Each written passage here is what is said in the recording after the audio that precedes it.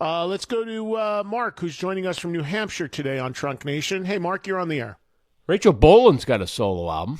Numbers are going to be through the roof. The problem is everyone's going to compare it, and it's never going to be that. His tone changes per song. I don't really like that tone in the beginning. I like where he's plucking there, but when that first starts, it's like, what the hell kind of tone is that? He's so obsessed with tone that he just goes to these weird, oh man, if he had this distortion though.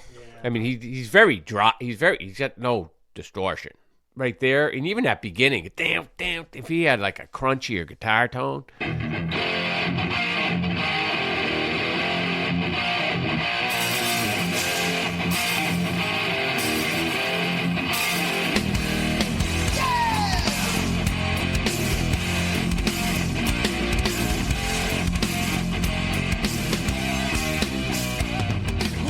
What do you mean, Peter? With you guys. So Les canceled on that concert. Oh, he did? Yeah. What concert? Yeah, we were supposed to go to see Testament. Yeah, I was looking for an update on that. Jesus. I think On that. Monty went though, right? I thought Monty, because didn't he ask you if you were going?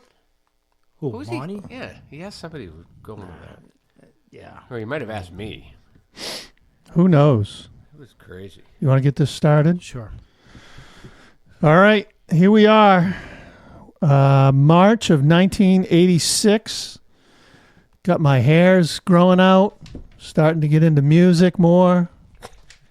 Mark's drumming away. Dennis is holding the flag for the medal of the up your ass. That's right. Welcome back to the Say What You Will podcast.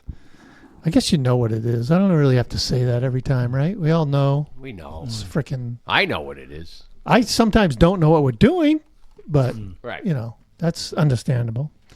But yeah, welcome, and we're going to review, get some good albums tonight, and get some news, and let's take it away. What do we got? What are the three albums we got? Oh, sure. So we got Metallica. Who are you? You're Dennis. Dennis. Dennis, hi. Nice to meet you. That's right. Nice to meet you. It's been a while. It's been a minute. So Who are you? Metallica, Master of Puppets. Van Halen, 5150. Yep. And I then vaguely remember them. Fastway, Waiting for the Roar. Yes. And the last podcast, we reviewed the Trick or Treat Fastway, and we should have done this one because this one actually came out, I think, in March of '86, and and the Trick or Treat one was actually at the end of '86. I just didn't. Yeah, we mixed those up. Yeah, sometimes we do that. All right, so we got we'll do a little news, and then we'll jump in and see if these albums hold up today. Yeah, I mean, I'll throw something out there. Heard the new Jeff Tate song. Oh yeah, Yeah, not bad. Pretty good. I thought his voice is still there to a certain extent. He has a new album that I believe gets released. It's Operation Mindcrime 3. So he's going back to that. Yeah. And he's picking up the storyline. Well, yeah, exactly. Yeah, and he's like, this is the last, the last chapter, so to speak, of the book of Operation Mindcrime. But listening to that interview on Trunk was interesting. Oh, I didn't hear it. Oh, you're going to enjoy it, I think, because Tate he lives in Italy. And he does? Oh, yeah. He's just so chill. Well, he's very philosophical, and he's not stupid. No. He's not Vince Neil. And he doesn't look like... kind of guy. Or he's intelligent. Or Piercy. Like, he doesn't wear, like, fuck me patch on his leather No, pants. I know. No. I mean, he's just a classy guy. You know what I mean? And he talked about... that's true, by the way. I know. Well, he's still dressed like it's Piercy's a mess. 85. Yeah. So Trunk was like, when was the last time you talked to the guys? And he's like, probably been 10 years. Yeah, and he goes, it's because, they were going through that. They went through a messy divorce with the band name and so forth. Yeah, there was some lawsuits. Yeah. What ended up happening was he agreed to allow them to keep the name, and then he ended up getting the exclusive rights to the Operation Mindcrime albums. Yeah. Or the material. And he was like, no ill will. He goes, as a matter of fact, Queensryche was in Europe, and he goes, I showed up at one of the concerts, came right in the front row. Wow. He goes, I brought a couple of the guys in my band, and he goes, the lead singer came over, and he fist pumped me, and then he goes, Threw him a backstage pass. he goes, One of the original guys? He's what? One of the original guys, like Wilton the Jackson, or was They it? were on the stage, yeah. Right. Yeah, but because they're in the current version of Queensryche. But he's like, no, he goes, I think the guy sounds great. He sounds good. Yeah, he likes You know? Todd something. I think Yeah. that's Yeah, he's he a good goes- singer. he We goes- saw him. That was he the guy go- we saw, right? Right, We yeah, we he's did. great. And he goes, he did a great job representing the music. And, no hard feelings. So can that band not play anything from Operation Mindcrime? they can play 3 songs. Oh, really? Yeah, that's it. It's all like a bullshit That's probably all you legal play anyway, document. right? Yeah, but It's that's probably 3 shitty songs. Yeah. Oh, they have to be certain. They can't play Well, Eyes of a Stranger. I like the don't hit. know the songs. That he didn't get into which ones, but That'd he's be like, interesting. He's like, everything's good. He goes, he goes, I'm happy. He goes, I don't want to go backwards. He goes, Yeah. I was 20 years old when I was in that band. He goes, I'm in my mid-60s now. He goes, I'm good. He goes, I'll Yeah. just make my own music. I'm having fun. He goes, I got plenty of money to live on. And but he said, Trunk was like, holy shit. I mean, did people notice you there that were Yeah. at the concert? And he goes, oh yeah. He goes, it was getting to be a distraction. Yeah. Because people are taking. Well, he's his got a picture. very distinct look. It's not like he blends Yeah. in with the crowd. Right. He's just like, if you see pictures of him, he looks like a modern. He's got like the big sunglasses, and he's Yeah. got like like he's not trying to be like this, like Rock God. like Piercy. Yeah. You know what I Right. mean? With the throwing the horns up every Well, time. poor Piercy and, wants to be noticed when he Yeah. walks in a Yeah. room. I don't think Tate cares. Tate's very soft-spoken, too. When you listen to him in interviews, Yeah. he's very low-key, Yeah, so I don't know what the album's gonna sound like. How was the song? It was good. I liked it. I wouldn't say it's great, but I thought it was good. But it's just like going back to just make an album with create something out. You know what I mean? But Because the problem is, everyone's going to compare it to Operation Mindcrime. Yeah. And it's never going to be that, because that was great because it was Wilton, Jackson, Rockenfield, and D'Agamo, and him. Right. It was those 5 guys that made that. There's no way it's going to live up to that. I mean, the writing, D'Agamo was a great songwriter. yeah, That's missing. That Well, element is they missing. brought Who's that- writing this stuff? they brought that up. They brought his name up, and Jeff Tate was like, he's not even in music anymore. No. He's painting. He's a flying. pilot. He's got it right. Flying. Yeah. He goes Which is in- kind of surprises surprises me. Somebody that talented can walk Yeah. away from music like Yeah. that. But I So guess any- when you had enough, you had enough. So, anyways, keep an eye. That's what I ear did. out. That's what I did. That's me too. I just had enough of the success is what I had. I was tired of the success. I just, got to be I too can't much. take this pressure. Like I was like Jeff. I couldn't go to a show, and people would people see maul you. me. Oh, And yeah. I mean, I had to end it. I had to pull a plug. Yeah, I mean, I had to start losing my hair. I just to try to disguise myself. Yeah, exactly. Intentionally poured bleach on my head to Yeah, lose right. my hair. Exactly. So, anyways, give an ear out. You hear it. you Yeah, know. I'd be interested to curiosity anyway. Because I know watching Operation Mindcrime 2 it died. Yeah. That didn't do well. Right. Some stuff you just got to stay away from.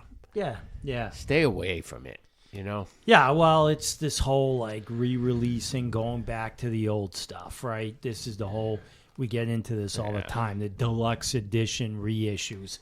And I know that that's more being driven by the record label sometimes, especially when they sell the music, right? Like that whole friggin' Heaven and Hell deluxe music that's coming out. I guess that's a news item, and that's going to be released soon.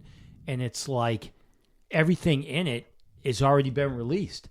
So if you had it, why are you buying it? Repackaging. Yeah. Yeah, that's all it. they're It's doing. like people that stupid, They are unless maybe it's younger people that don't have it. That Yeah. but But I'm you not know what sure it young is? people are into it. The diehards. If Kiss comes out with something, that guy could have bought that something similar to that 100 times. It comes out again, he's buying it. I know, mean, They just can't help themselves. It's Yeah. like, I got to have it. It's a new but Kiss you already thing. got it. I know. Oh, but they like the repackaging. Yeah. They like the new, Guitar pick. you Yeah. know, they always, dangle something, Some stickers. bring in, Stickers, right? Yeah, stickers are a big hit. Yeah. What do you got, Mark? Anything? Rachel Boland's got a solo album coming out. Huh. Which surprises me with the timing because I thought they were more focused on getting a new singer for the band. But Yeah. he's got an album coming out. He's got Nuno on it. Really? He's got Damon Johnson on it from Brother wow. Kane. Huh. And Snake and Hill are on it. Wow. Yeah, so That's he's got weird. He had a couple other guys I didn't know who they were. So he's got some all-star. I wonder what it's like. I mean, it I don't sounds know. like I don't know it's, if it's not sound- out yet, I don't think. But having Snake and Hill on it sounds like it could be Skid Row. Rachel's a good writer. He wrote a lot of that Skid Row Yeah, stuff, I right. think. Right? I think Snake. The there's two of them wrote together. collaboration. Yeah, yeah. But I'd be interested to hear some of that with some Yeah. of those guys on. Especially Nuno popping on there. Yeah. Cool. You got anything? Yeah. Did you guys see Metallica sold out 24 shows at the Sphere? Jesus. 24 shows. They're that kind of band. Wow. It's just nuts. They're like you too. Well, and I forget what the first release was of how many. Maybe it was, I don't even know. I'm guessing like 12. Mhm. Sold them out within like a day. So they figured out a new schedule and got more. Yeah, they are like you two. You're right, Mark. Yeah, they're that level of. Like the Eagles playing at Yeah. the Sphere. They're that. Just crazy. Dan, you got anything? Well, not really hard rock related, but Lou Gramm has a new album Yeah, I saw that. being released, and it's his old songs that he released With years. Foreigner? They were like B-sides from like his solo stuff. I heard a couple songs. Can he still sing? Well, he's not singing it. They're like even though he's alive, he's not. He's probably the producer. That's it. Like because you hear it, the voice, and you're like, wow, that's strong. That sounds like Foreigner. So Lou that Gramm. young. And it's like, wait a minute. When you look at like the way the album is, the write up on the album, the release, it's basically, songs didn't make the Previous cut. released. Yeah. I think it. There's It a was couple phenomenal songs. in the If you beginning. like Foreigner, you're gonna Foreigner. like it. I think. Yeah. You know what I mean? It's not bad. I mean, I'm not a big Foreigner fan, but They got a ton of hits, though. Oh my Yeah. God. yeah. Totally. That band was from early 80s through the 80s. That band just one after another. Boom, boom, boom. Yeah. And Big he's a songs. strong singer. He I mean, was those back songs then. are so big that they're still being played live now, and people are buying them, buying tickets, and there's nobody. From the band. They just want to hear the songs Yeah. recreated. So Yeah. it's based on really, the brand, but the music. Yeah. Is that powerful? Yeah. You know what I mean? That's pretty incredible. Well, speaking of non-rock, 95-year-old William Shatner is putting out a metal album. Yeah. He's teamed up already, Something and with the Metallica? he's already teamed up with Rob Halford and recorded "You Got Another Thing Coming." He's funny. And he sings it with that, like, Head out on the sleazy highway. lounge Yeah. kind of guy. Yeah, it'll be good. 95. Can't wait to hear it. He's in pretty good shape, dude. Yeah, he's hanging in there. 95. Jesus. What do you got, Mark? Tesla's releasing another cover album. Oh, Is it a cover album or is it a right? I think it's a cover album, and it's all R&B and soul songs. Huh.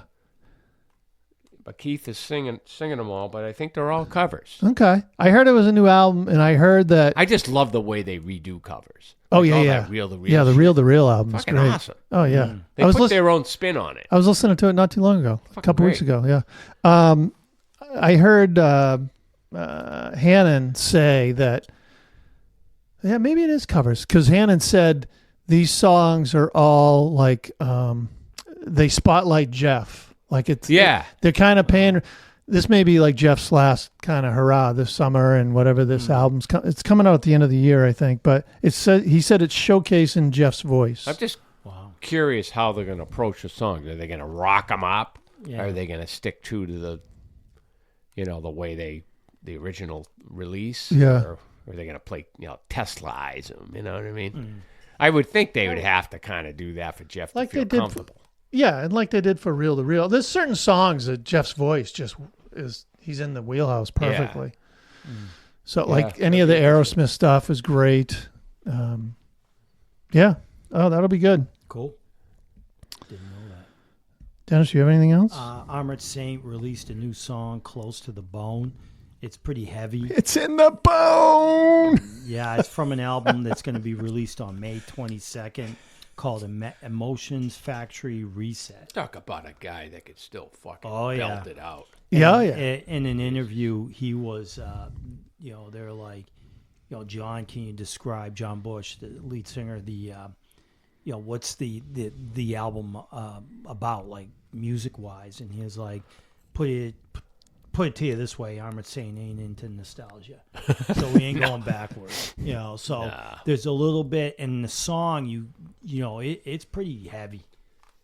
And I'm surprised that's mostly all original guys in that band, except for one guy who died. Right. Or essentially, it would be the original lineup. That's right. 45 years later. It's pretty impressive. They're all incredible. good friends from the LA scene. Yeah. Metallica liked those guys back then. Oh, yeah. Yeah. Because when all that hair band was going on, they kind of like hung out with those guys. They were more up their alley, I got some questions about this. Uh-oh. Trickster has a new album coming out. Awesome. But, A, where's the fan base still? I don't... B, how is this? Does this band make enough money where they can still make albums and tour? Yeah, but you can... How can you have any money still from those days?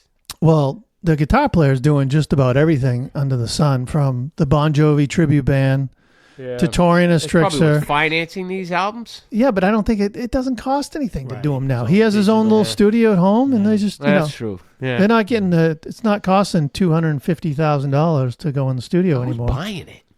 No one. No one. I don't even think their singer is singing with them. Like when they were touring as Trickster, I think it was like the bass player and the guitar player, Steve Brown, I think his name is. So I don't even think, I don't know what happened. TJ Farley is on bass. Yeah, I have Steve no idea. Brown's is Guitar player. Yeah. But I don't think the singer's with them. So I don't know. But they sucked. I was never that back close then. to the, yeah. And they had one hit, and then they kind of went into obscurity and everything else. But it's just so weird to see these guys 45 years later putting albums out and like there's a demand. Yeah. No. Yeah. They'll give them an excuse to try to do some shows and Clubs and yeah. I guess, I guess if you have enough financially to go out on tour for 11 months and keep your lights on, right? Yeah. I guess why not? Yeah. That's all I got. You got anything else then? No, I'm done. I got one long story here. Kind of, I don't know. I mean, I could throw this into the Van Halen section, but that guy from Montrose, the singer?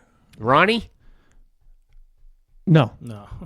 Ronnie That- Montrose? No. He was a guitar player. Oh, who was the singer? Oh, That guy I don't know there. why I'm thinking That Ronnie. singer of that band. He says he'll never play with Al because he's a negative person. Yeah, I heard that. He said, I'm the biggest Pink Floyd fan. I see David Gilmour and I say, and David Gilmour says he'll never play with Roger Waters again. And you know what? I know what he means. I feel that way about Alex Van Halen, Hagar told Classic Rock. They're negative people. I think Al is angry because I'm out doing it, and he can't. He's not a singer. He's not a guitar player. He's not really a band leader. And he sees me, and he doesn't want to play the drum. And he seems like he doesn't even want to play the drums or can play them anymore or even work on a record. If I put myself in his shoes, I would feel terrible if I couldn't do it anymore. Like this, he doesn't want to play with him because he's a negative person. But this That whole thing was negative. These quotes are pretty damn negative. Yeah. I don't understand why he does this. And he says, I've always wondered about him and Ed. Oh, this is my quote. So that guy from Montrose, he said that he and Ed made peace at the end, right? So what does that sound like? They picked up the phone, they had a conversation, blah, blah, blah, blah. Well, in this article, he said, that guy from Montrose said, well, I was able to have a talk to Eddie and had a wonderful rapport with him on text. It means everything to me. He never fucking talked to him. Wow. It was all over text. It could have been Val on the other side just going, Yeah. thanks. Yeah, who even knows? Yeah. So he never, Nah. that's why he's so angry.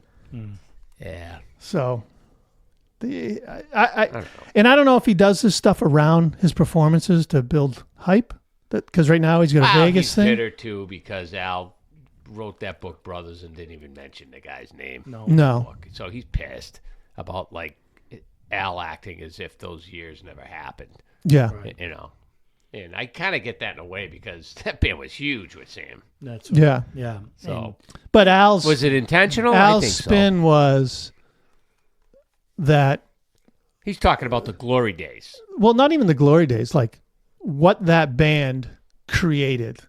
Like, those four guys, Yeah. Dave, Al, chemistry. they just created a whole movement, changed music, everything. But he also had said that the heyday was pre-Hagar. He said it all changed with Hagar. The wild tours and the partying Oh, and the yeah. backstage Yeah. and the Yeah. debauchery. He goes, it was different when Hagar came in. It wasn't the same. And I think he meant it in the bad way. Right. Like he liked those glory days with Dave. Yeah. I mean, The lifestyle. the problem with Hagar now is that, what's he, 78, 79 years old? I mean, he's done. I mean, how many times? I mean, I know he sounds okay now. He's playing. He was just in Vegas, I think, for. Yeah, he's out on tour again, But I right? mean, it's like, yeah, but he's just wearing out that. It's like you were just on tour last year. You know what I mean? It's Well, he's just going to tour every people year until every- people stop going. Yeah, that's Right. right. Yeah. Right. Did you see one of the guys from Stern Yeah. played? Yeah, he sounds He great. ripped it. On no Yeah. wiki. 50, Yeah, he played 5150 Yeah. to a T. Oh, I sent you guys a link Yeah, to you him did, yeah. down in Cabo, and then he Yeah. also did it in Vegas. Yeah, I but heard the interview. They had him on holy Stern. shit, he ripped it. See, So- they had him on when Eddie died. He had him. He was on the show. He's part of the show, but I think they were remote because it was COVID. COVID, yeah. Yeah. And then, that guy, Steve, is Yep. his name, was like in his studio or something at home, and Howard's like, "Hey, play a little of that Eddie stuff," and he started playing like Yeah. it wasn't eruption, but some Right. tapping and all Yeah. kinds of stuff. Then he had the striped guitar. Yeah, he built I'm like, that I didn't know guitar. this guy I didn't know he was a guitar player. Yeah, I didn't either. Yeah, he's totally into. He's like that Mr. Jimmy from, the Led Zeppelin. Oh, yeah, yeah. Yeah. Yeah. Yeah, no, he's Jimmy got Page. it down. And he imitates Ronnie Munn. It was just freaking hilarious. It's hilarious. Yeah, dude, he's got it down. All right, what band you want to do first? We've got Cyndi Lauper. Girls Cyndi just want to Lauper. have fun. Culture Club. What about why don't we go in? Well, how about Metallica? Okay. Go get right into it. All right.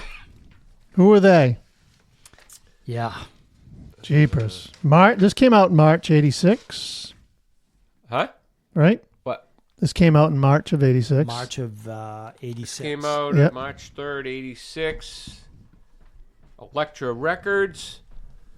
The lineup back then was Cliff Burton on bass, Kurt Hammond on guitar. Hetfield guitar, rhythm guitar, vocals. Right. Lars Ulrich on drums. This was Burton's last album. Burton's right? last Right album. on tour. I don't even know if he did any demos for the next one or anything. Did he start on that one? Because they were on tour on this, right? Yeah, but not long. Yeah, right. Yeah, I think it was. long. Couple months, maybe. It was September 27th. So this came out. You know, they were just touring. So Yeah, 6 they months. just started the tour. Yep. They were supporting Ozzy. Yeah. Yeah. Certifications 8-time platinum. Yeah. Yep. Huge in United States. Charts, they're not going to chart. No. I mean, that's not, especially in '86, they just weren't ready for that music. They said this album put them in the big league, though, among like thrash, and everyone started to pay attention with this album. Yeah. The songwriting for them. Produced Fleming Rasmussen. I'm not familiar with him. I think this in the next album was the last of this Style. type of Metallica. Right. They did one more, and then once Bob Rock came in, that was. But hey, like we talk about, Bob Rock doesn't come in, they don't evolve. They're not doing 25 shows in the Sphere, Right. in Vegas, right? Because I tell you, who's not? Megadeth, Slayer, and Anthrax Right. aren't doing that. Yeah, nope. Because they never. But then there's something to be said about sticking to your laurels, right? I mean, you're a thrash band, you're a thrash band. Yeah. But Who'd you? So I saw that the band originally wanted Geddy Lee to produce this album Really? for the progressive sound, but the band kind of finally that might poo-pooed have it. worked. Yeah. I could see that. Yeah. Notorious for no bass sound on these albums, so that might have changed if Lee came in. Right. Because you can't hear Burton or who came in for Burton? Jason Newsted. Yeah, Newstead. Mm-hmm. Yeah. The bass was always buried in the mix. Yeah, that's interesting, the whole prog rock vibe here, because, 5 of the 8 songs are over 6 minutes long. Yeah. Yeah. So, Similar. This was the first thrash album to go platinum. No, they kind of started it, right? Yeah. I saw a quote where they said they drank a tremendous amount on tour with that Aussie tour, and they were nicknamed Alcoholica. I think they had I never heard made that. up. Did they? Yeah. Oh, that's great. James broke his wrist skateboarding on tour. wow. John Marshall from Metal Church filled in for many weeks while his wrist was Well, imagine getting that healing. call. Even though they weren't huge. Right. But they were on tour They were with still Yeah, pretty. with Ozzy. Yeah. Yeah. And then future tours, management enforced a no skate clause on the tours for him. Well, that's a lot of money if you got to cancel gigs. Yeah. Yep. Yeah, and so it was on September 27th, traveling through Sweden, their bus skidded and flipped, killing Cliff instantly. The tour was immediately canceled. Their first show back was on November 8th at the famous country club in Reseda, Florida, California. And they opened for Metal Church with Jason Newsted on They on opened bass. for Metal Church? Yeah, because they weren't. It's just a club. It's Yeah. it's like Decadence or something. And they weren't playing for months. And but they were rehearsing with Jason. He's from Flotsam and Jetsam. And then they relaunched the tour right after that show. Where'd they record this? Good question. Sweet Silence. Oh, Copenhagen. Copenhagen, yeah. Isn't that? Is Lars from there? He's Yes. settled. Yeah, I think he is. That's probably why. Yeah. Third highest selling 10 million album. The first is 91's Black Album, 33 million in sales. Wow. Well, that album crossed over.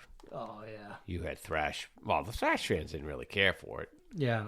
but the soccer moms and everybody else got on that wagon when they They're got still straight ahead rock. they're still playing that music now. Enter Sandman. I mean, it's in every NFL stadium. You know. Yep. All right. Anything else? Yeah. Let's Get into it? Sure. We're gonna listen through the whole songs, all of them. Yeah. All Right. We're gonna be here for Buckle up. I text 54 minutes. Dennis texted me this week. I forget about what, and I go, yeah. I started listening to the Metallica album on Monday, and it's like Thursday. I go, I'm still getting through it. I'm still on side one. All right. Well, first song, Battery. I'm gonna try to get to the. There's an intro, so I'm gonna try to get to the meat of it, if you will. Let's see. Oops, that's not it. It's the wrong band. Who's that? Producing. Hold on. Here we go.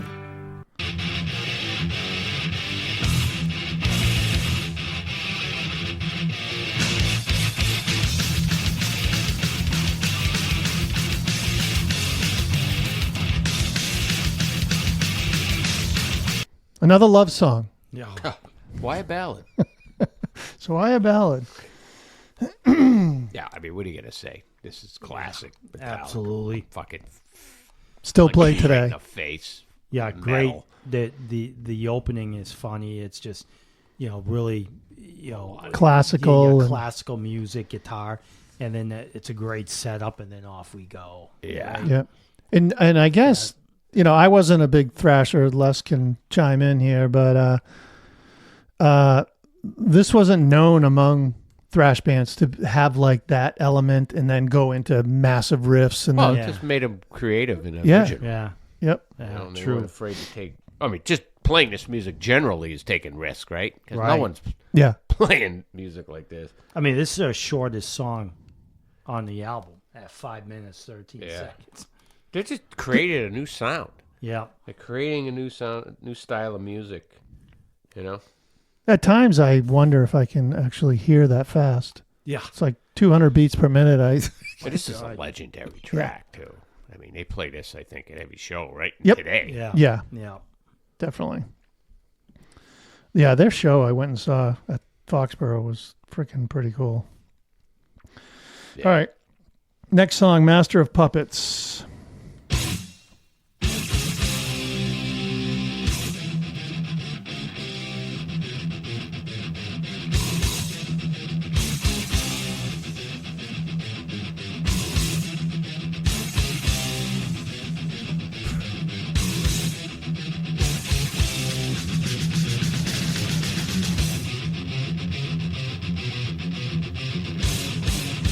All right, I could keep See, listening. all that, just the way those accents. Yeah. Oh, yeah. So them. Yeah. They created that. It's a Yep. masterpiece. That song's a masterpiece. I mean, you're looking at like almost like a full minute, 2 minutes before Hetfield even starts singing. Yeah. The setup is unbelievable. Yeah. Innovators. Yeah, they're innovators.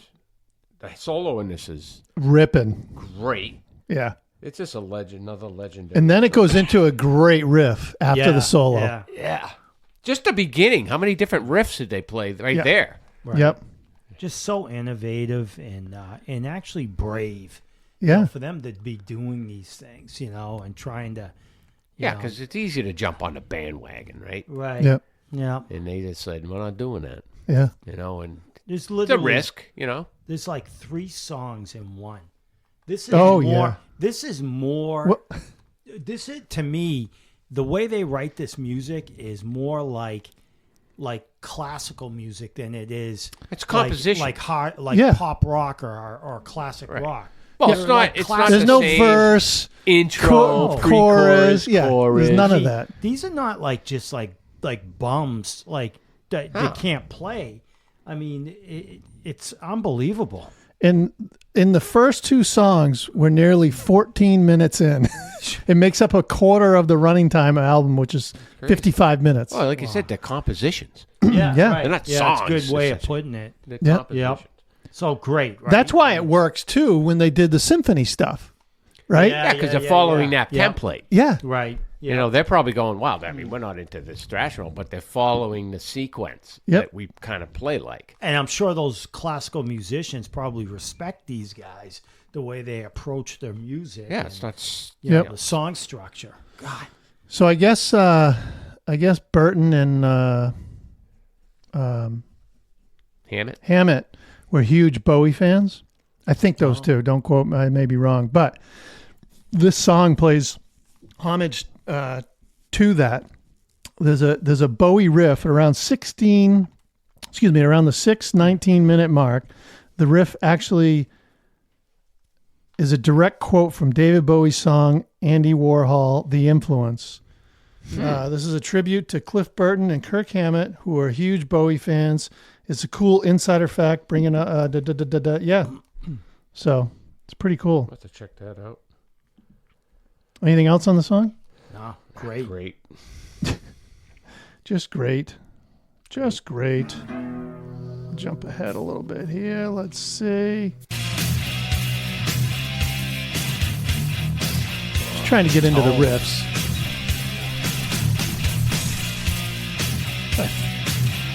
It was thick before they even did the Black album. Huh? It was thick before they even did the Black album. Yeah.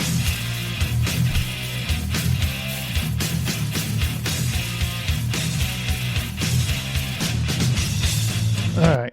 And you know what I like? Heavy. I like Lars's snare. I've always liked it. Yeah. Cuts right through.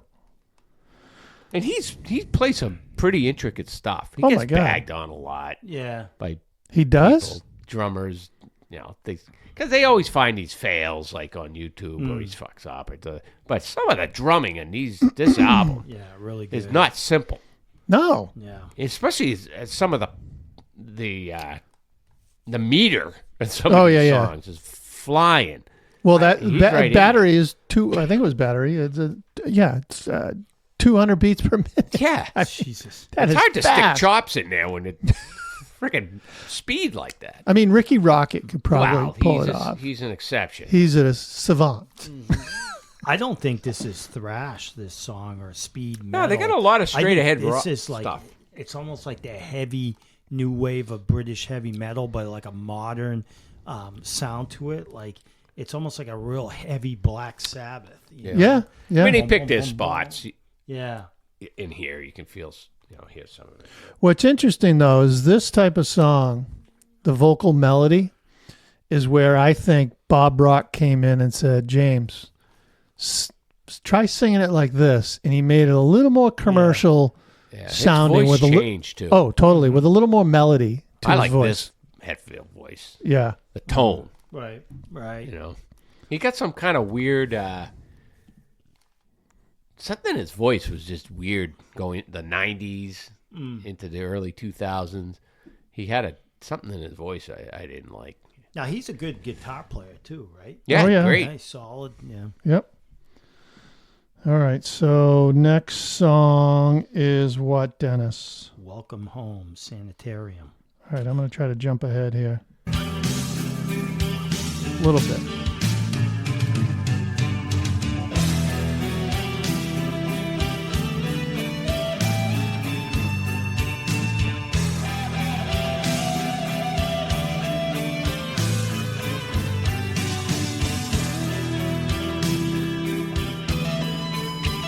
All right.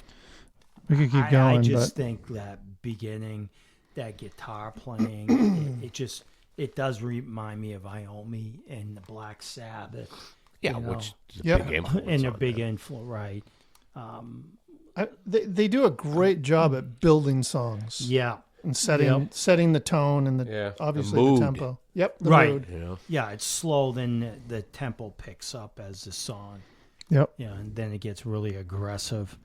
Probably not the best song on that side of the album, but still a decent Still track. great. I It's think. still yeah, It's still one they. yeah. it's Oh, yeah. legendary. No doubt about it. I'm just saying the last three we just listened to were pretty. Yeah, I know. It's still the one they play live. Oh, really? Yep, I saw it at Foxborough, and then I saw them at Monsters of Rock in '88 up in. Hammett has another good solo in there. Yeah, yeah. And Rips. Hetfield's voice is powerful then. Oh yeah, You know? Yeah, Mark, I wrote another freaking smoking solo. Yeah. And then coming out of the solo, that's just freaking awesome. They just came up with the coolest riffs. Yeah. Yeah. A lot of fans believe this was the blueprint for One on the Black Album. No. Both songs kind of. One's not on the Black Album. Oh, one's on the next album. Excuse me. What's the name of it? Justice. Justice. Yeah. So they said this was like a template to go in there. All right. So side 2, Disposable. Another ballad.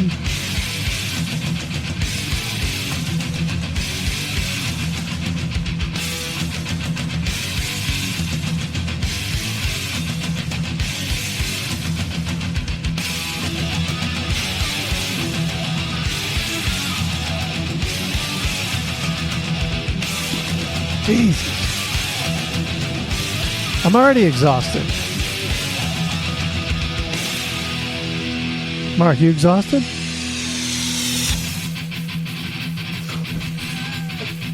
Rip your face off. I do like his snare sound. Yeah, I do. It stuck out to me. Yeah, nice pop. Yep. What are you going to say? It's another bludgeoning track, right? Yeah. I'd say so. 8 minutes. And I like whatever the riff, the beginning of the song starts with, for the riff, is never what the riff's going to be in the verse. Right. Yeah. Yeah. I mean, when that riff kicks in, it goes into an endurance test for the rest of the fucking song. Like, how they doing that? I thought Battery was like a clear assault, but this is freaking 8 minutes of relentless speed. Right. Oh, no. Yeah, Lars is great on this one. Mark, do you remember what we used to say when we would start working on a new tune? We would be like, if we liked it or not, we'd be like, yeah, we could probably make love to the song. We may not have said it that way. I wonder What do you say with this? Yeah, right. I wonder if they ever stab said somebody that. in the back to this song. Yeah, I think steal his wallet. Rob a gas station. I think I could get in a tank. Talk before the burglary. I could have bury a corpse in the cemetery to this. I can get into a tank and roll across the desert in this. Jesus. Yeah. Oh, man.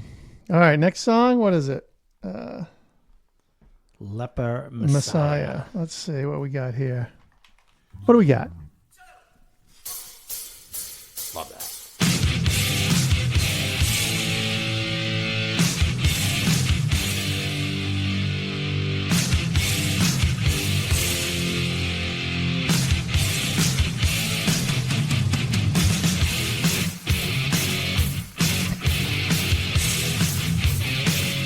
Could definitely punch someone in the face. Lars is just a beast on this album. Yeah, I know. Yeah. It's just so heavy. Yeah. One of their shorter songs. And you can actually hear bass on this one. Yeah. More than the other tracks. Yep. Although, this is Burton, so I don't know why you'd want to bury him anyway, because he was like pretty much a standout. They buried Newstead. Yeah. Especially on Injustice. Flotsam and Jetsam. I mean, Yeah. the guitars are definitely up in the mix. Yeah. But Yep. All right, next song is an instrumental. Orion, we don't have to listen to that, do we? We're not qualified. Let's just say that. Not that we're qualified for any of this, but what do you have on it, Mark? Do you have I something? just said I like the riff in it and the decent solo from Hammett, and I like the guitar tone on this album. Their tone isn't Yeah. Said the right same in there, thing. right in the pocket. Solo is good. Good solo, yeah. 8 minutes and 28. It's classical music. Yeah. Is what this is. Yeah. You know. Do we ever know if like Hetfield's listen to classical music or No, anything? they listen to Inspiration? like Bowie and freaking So nothing other- from that. Priest, a lot of the new wave of British metal. You know, Yeah, but Maiden, no Priest. classical inspiration, right? I don't know. I Well, don't I know. think that's where Hammett comes in. Like, maybe Hammett. Yeah. I think James is a riff monster, and then Hammett probably Wonder who's- overlays. Why? You know who arranges a lot? Lars. Lars Yeah. does a lot of arrangement. Really? Yeah. I mean, He doesn't write. but he'll say, "Oh, put this here, Yep. end this with that," Almost like a producer type. Yeah. Right. All right, last song, Damage.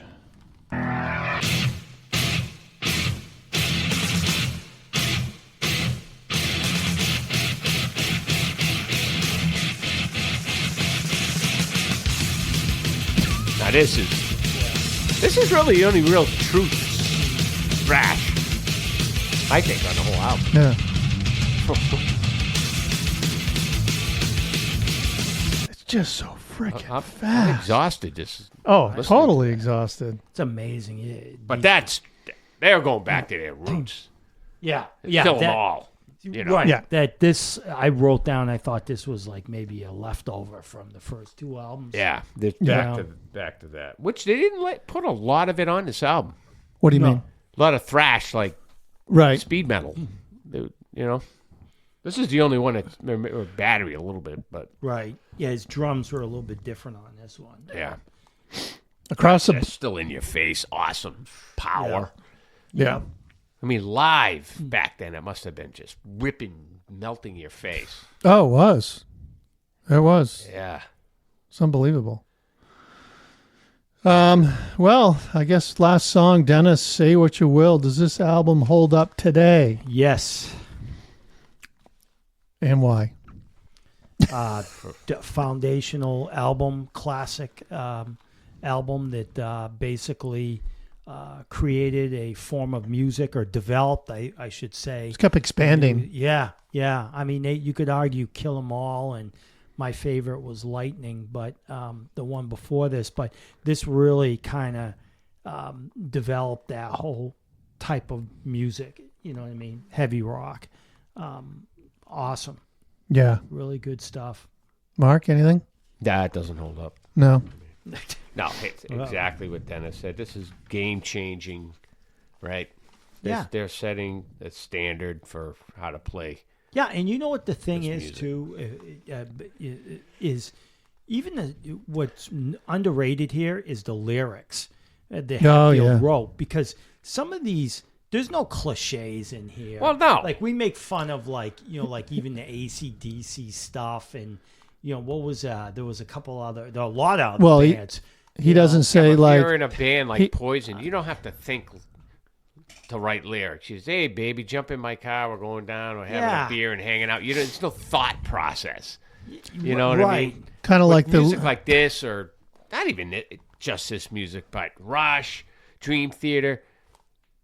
There's a lot more thinking going on into the Well, writing. that's what I Yeah. mean. I think that maybe through all of this, Hetfield's lyrics and the stories he's writing about are kind of underrated. yeah. You know what I mean? Yeah. I mean, the titles of these songs could hold up today.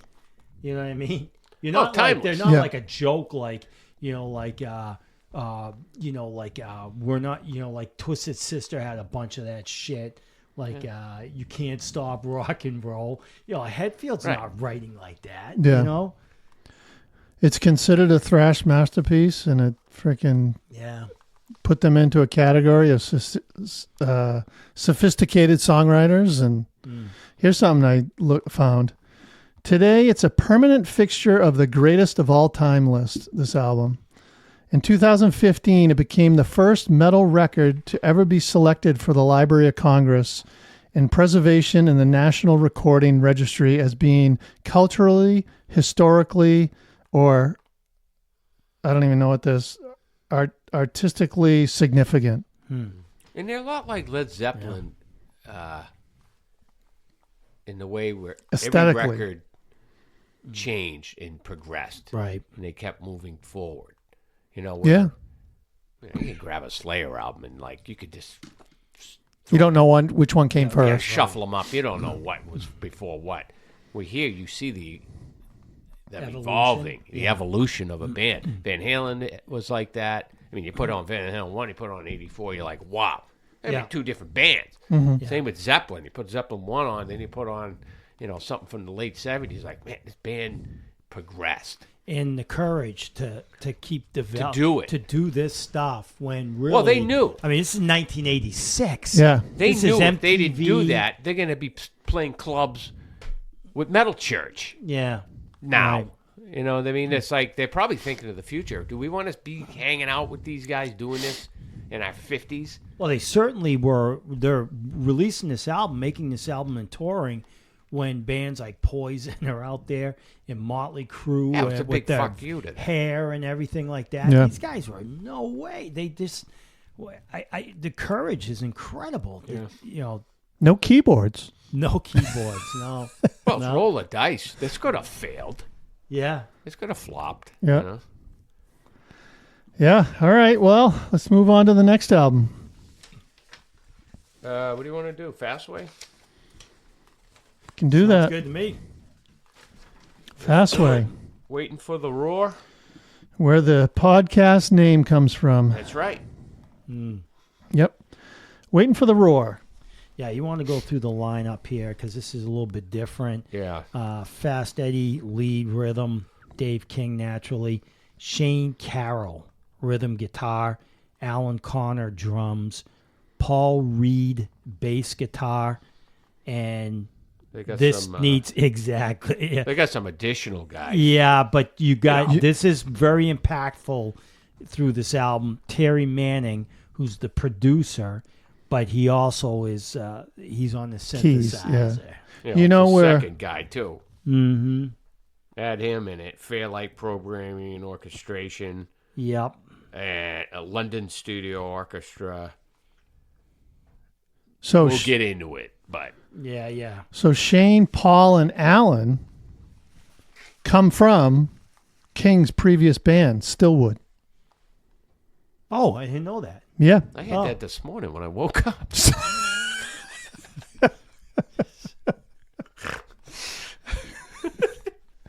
Easy, big fella. Easy, down, big boy, fella. down. Down, boy. Down, boy. Walked into that. Yeah. I didn't know that band. I was familiar where he came from. He was an unknown. Yeah. They Yeah. pretty much just Yes. picked him out of Fucking 17 years old. Yeah. I mean, he's just a baby. great singer. So this is their what? This is their third record, right? 3. Yep. So after two successful bluesy type harder rock albums, they come with the synthesizer Columbia Records. polished album. Yeah. They're trying to break America. They're trying to sell. Well, They're they're trying falling right into yeah. that era. That's What's right. going on. They're trying Night to, Ranger. Mm-hmm. You know. They everything backed else. up AC/DC too on tour. Well, I saw him back up AC/DC on the Oh, second Fired Up. tour. Yeah. Second. Yeah. Yeah, this was I don't know what Fly they on the did. Wall. Yeah, that's right. Oh, they went on Fly on the Wall with Yeah. Yeah, yeah. Oh, Yeah. okay. Yeah. You know who the producer, Terry Manning, he did Is that Z. Eli's? Yeah. Yeah. I thought. He's one of those Manning kids. He he did ZZ Top's Afterburner. So that gives you a little yeah. feeling here. Of, Set the stage. if you go back and listen to where we reviewed that. And the How many times have synthesizers. we talked about producers and their effect on albums and bands? Yeah. Now, who produced All Fired Up? That was that like Kramer? Can you find that out? That's important to know because the first two albums, it may have been Dave King. I mean, not Dave King. It may have been Fast Eddie? Fast Eddie. That You know, was, I got it up right here. First two albums, yeah, or at least they were the same. Eddie Kramer. Eddie Kramer. Well, there I you knew go. it. Yep. So Kramer, legendary producer, right? Right. You know, He was also big on Seinfeld. yeah, yes, same guy. Certainly was. So they get rid of him for whatever reason, try to break America, and they bring in this guy. And does it work? Let's get into it. Let's find out. The world awaits. Here we go.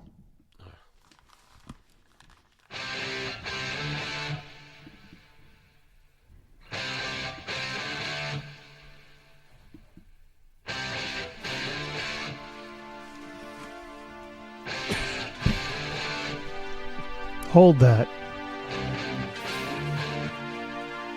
All right, get in here.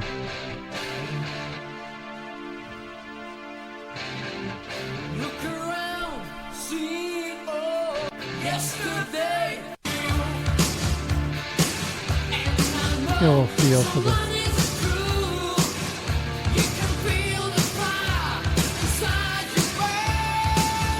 All right. I had so this is The world waits for you. this is the first one. Oh, what did I say? Well, I don't know. It says I'm looking at Wikipedia. It's Oh, got yeah. waiting for the roar is Yeah, number but- one, but that's not Oh. waiting for the roar. Is But, it? No. So you're doing song 2. That's fine. We can- No, I'm doing song No, 'cause one. I and got the Waiting Wikipedia for is the Roar wrong. is number one. Yeah, but that's I wrong. mean, World Waits for You is number one. Right. Wikipedia was messed up, I noticed. Oh. Okay. Okay. So it's this on- is The yeah. World Waits for You. Yep. And yeah. So, well, obviously, this was like Night Ranger, right? The keyboards are awful. Oh yeah. You know, they really kill this song. I mean, yeah, we love Dave King. Okay, his voice is great and all that, but now you wonder why he left the band, Yeah. right? I mean, Jesus. It's horrendous. The drum mix is horrendous. The guitar tone is horrendous. Yeah. King's great. I mean, obviously He holds a lot of these songs he's together. Yeah. keeping this together. 7 minutes. Oh my God! Well, the 7 freaking minutes. chorus repeats. It's a borderline Well, soundtrack. Well, that's Like it, Mark. 80 soundtrack. That's what I said. I go. Feels like they're trying to write a soundtrack of some hits. young kid What do they call the in a Brat doom Pack? buggy. Yeah. Cruising up the coast of California, and the sun's setting, and he's about to make a big score. Yeah. Right. And You know? I'll tell you what, this song is way too long.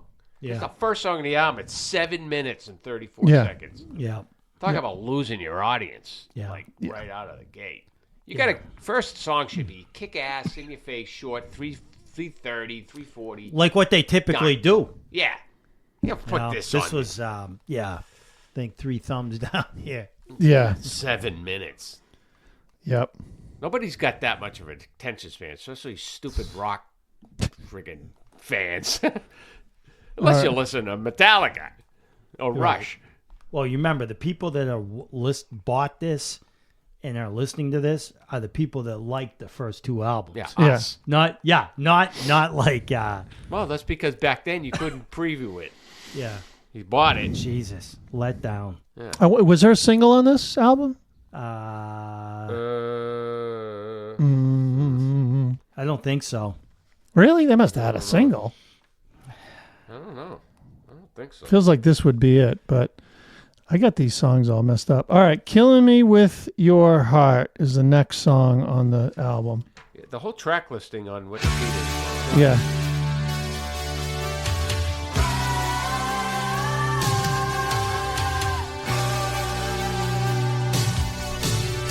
Night Ranger. Ugh.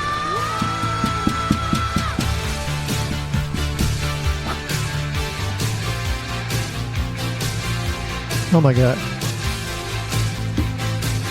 What? Yeah. All right. I just got, and there goes Emilio Estevez running through the streets for survival. Yeah. More lame keyboards. Yep. I mean, I know we. This is soundtrack. Oh, they're going for it. They are going for soundtrack. I mean, I know we've only listened to 2 songs, but this is the worst song on the album. We got So the 8 first more one to ain't- go. My God. Yeah, like we just talked about Metallica. This is a way to evolve. Yeah. This ain't the way. No. Oh God. And was this it? Well, Trick or Treat they did after. It was the soundtrack. Trying again to get on a soundtrack. Right. Did they have anything after this or no? No, This was done? He left after the soundtrack, and then King left, and then Eddie disappeared, and then he came out with some, he got a new. Oh, we singer, talked about it on the Eric other Garbage. Yeah. Dennis, this can't be Fast Eddie's idea, right? Or is this Paul Manning pushing this shit? Probably Who's pushing this? the label. The Eddie label. Manning. Yeah.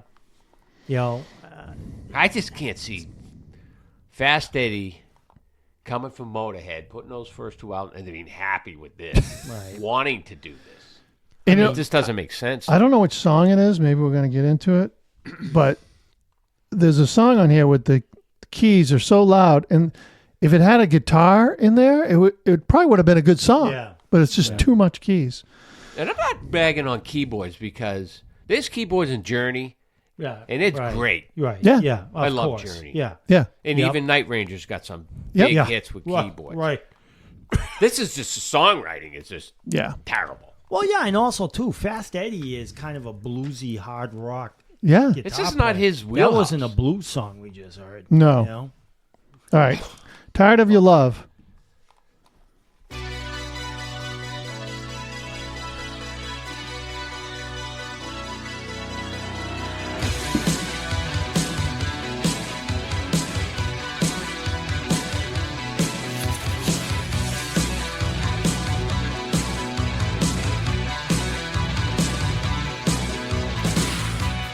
Lonely nights,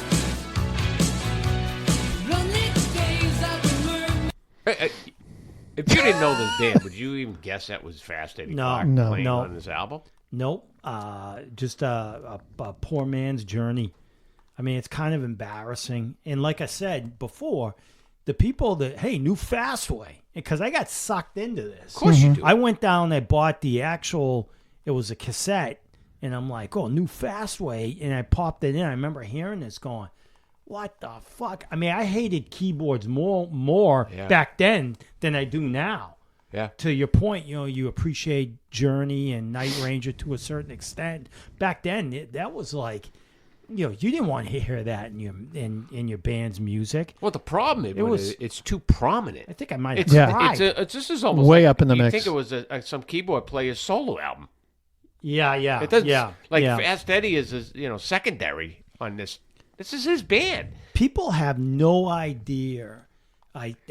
People have no idea. You can't it was such a letdown, shock letdown to buy this album and to listen to it and go, what the fuck just happened? They ruined my band. Yeah. Wait, And this you don't think this measures up to Say What You Will, the song or something? Oh my god. And the thing is, some bands, some albums mature with time. Like, I didn't love 84 when it came out. I love it now. Never liked it, and it never grew on me. No. It never got good. No, This. no. Your brother went to this tour, right? I'm pretty sure he did. We all did. Yeah. But that's just. No, because I would have remembered seeing the different. You should ask him. I don't bet know. you did. You know what? We should look up the set list on this tour because I wonder how much of this they played. Oh, I bet it was mostly this. Really? Because I think they're trying to push that narrative. They're Good trying to Lord. get exposure. And opening up for DC? Like, Well, I oh, think they're mixing in. Obviously, they're playing a lot off the first album. yeah. Horrific. All right, move on here. Song Change. All right, next song. No. Hold on, let me jump ahead. Cuts me deeper. Change. Something that hurts from All right. So, what's interesting about this song, though, when I was listening to it, I was wondering if they ever covered any Zepp because you can hear, he sounds like he sounds like Russell, He sounds some of a lot this. like 100%. and so it's like Russell was great with Zepp. I wonder if he could Dave- do Zeppelin. but I wonder if he ever did. Like, I don't know. You know, Yeah. I don't know. He could easily do that. I mean, you hear Russell do Zeppelin. It's fucking Yeah. amazing. Right. yeah. There's the only saving quality in this is one, Dave's voice is the only thing in this song, and then there's a quality outro solo that Fast Eddie's jamming. I mean, this is borderlining getting even out of rock. What Yeah. song is this again? Change. Change. Yeah. Right. Yeah. Yeah. Awful. Soft was a word I go, used. Why? Why are you writing this? What is this? I don't understand it. Yeah. Well, you know what's good about this song is the next song is just called Move Over, and let's jump to that one. Okay. Keyboards. Yeah. For a song, this is a cover. For a song They that covered it here. Keyboards. No. I mean, the original. no. You say that it's over now. Still you hang around. Ain't quite ready for walking. Hold on to your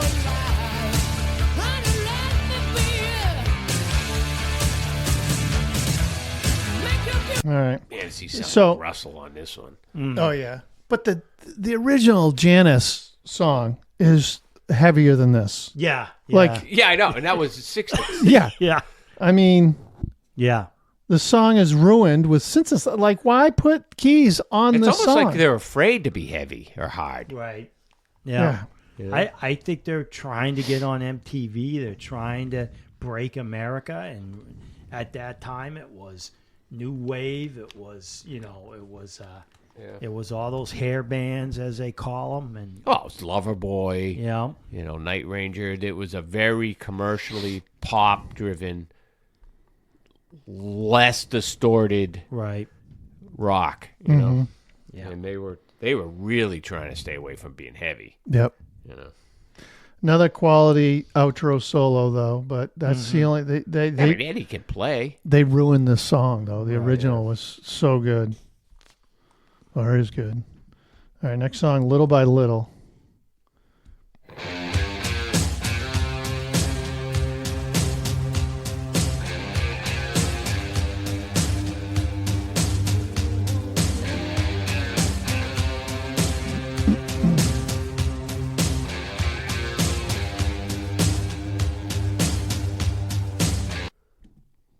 Play the verse. I wonder, does he change the The horrible mix.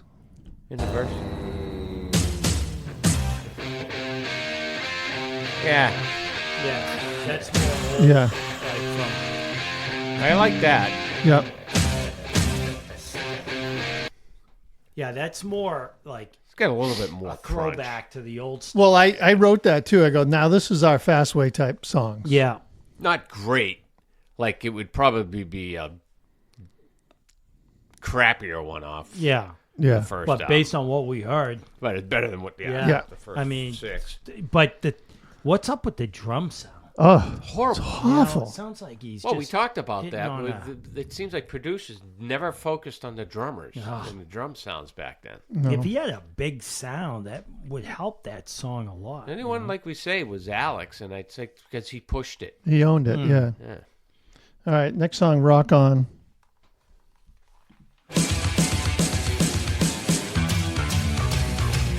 What do you want? What do you want from us? Flaming fire or a little hurt? I can give you so much more. A fantasy and you can do it all. Take a ticket. Let the chorus go. Oh, You gotta hear the the chorus. You gotta play the chorus. hold on. I don't know why it's not playing. Oh yeah. So this chorus is horrible. That's the demise of 80s. That's the demise of 80s rock. That chorus. Well, that's why those bands hated these guys. Yeah. Hated, not these guys, but that genre. Horrendous. And the thing is, that could have been a cool riff. He put no distortion on his guitar. It's like doing, doing, ding, doing. It's like, what? Ding dong dong. He played to some plastic guitar from Kmart. Yeah, It's like, what the? like one like a Chinese, Japanese band or whatever. Yeah. Oh, that chorus is so. Rock on, rock on. Well, that's what Loudness would, because it's easy lyrics, right? Yeah. Rock on. You can't fuck that up, right? You know, it's like, just say that 10 times. I mean, these guys are not Japanese, you know? Yeah. I've never been a Come fan on. of choruses anyway. I No. hate chorus chanting. And chorus. I King hate sounds that. good, and it's almost like you got like a guy that's. I don't know what to do with him. It's almost like you got a shitty baseball team, and you got the best shortstop in the league, and the guys goes 3 for 4 or whatever, but he's on the shittiest team, and Yeah. after a while he quits. And that's what happened with King. King probably. I am listening to this and go, oh, come Well, on, when he man. signed up, this is not what he signed up That's for. right. He Yeah. signed up to be a bluesy hard rock, Yeah. and he fit right in that Yeah. wheelhouse, just like Russell. Right. And then they come out and do this. He's like, where do I fit in? Yeah. Right. All right, waiting for the roar. Next song.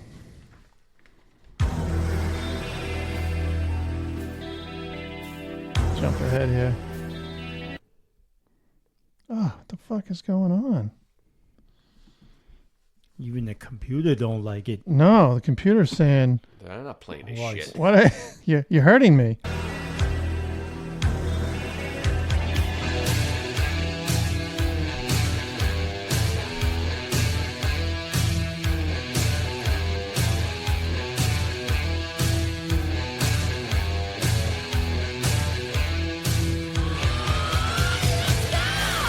You gotta let this chorus go.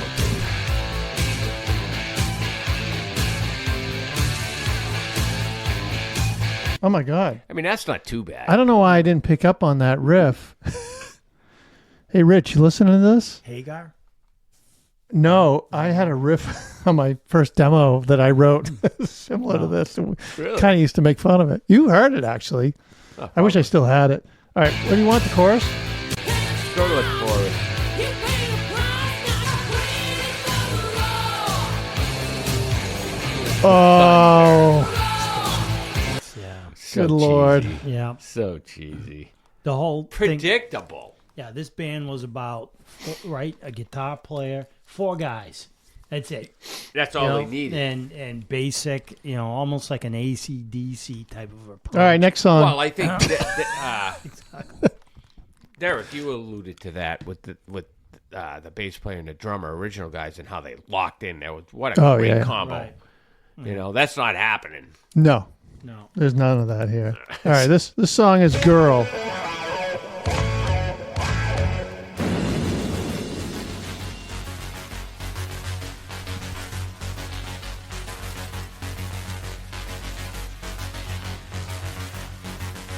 All right, let me jump ahead here.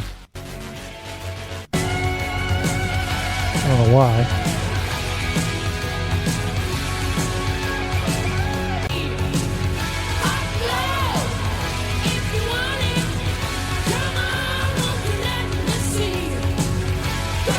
All right, I don't want to waste much time here. Decent track. Probably the best song so far. The guitar in the background. Yeah, and then it the builds synth up. the intro was way too far down. Yeah, yeah. I said best song on the album, but there's still plenty of issues with it. It's not great. Yeah. But when you stack it up against a pile of shit next to it, it looks half Looks good. decent. But it's better than the other stuff. Solo was pretty decent from Clark. Right, right. That's what I got on it. But I don't know much more. Backdoor Man, last song. I got 2 more. Oh, this is my last song.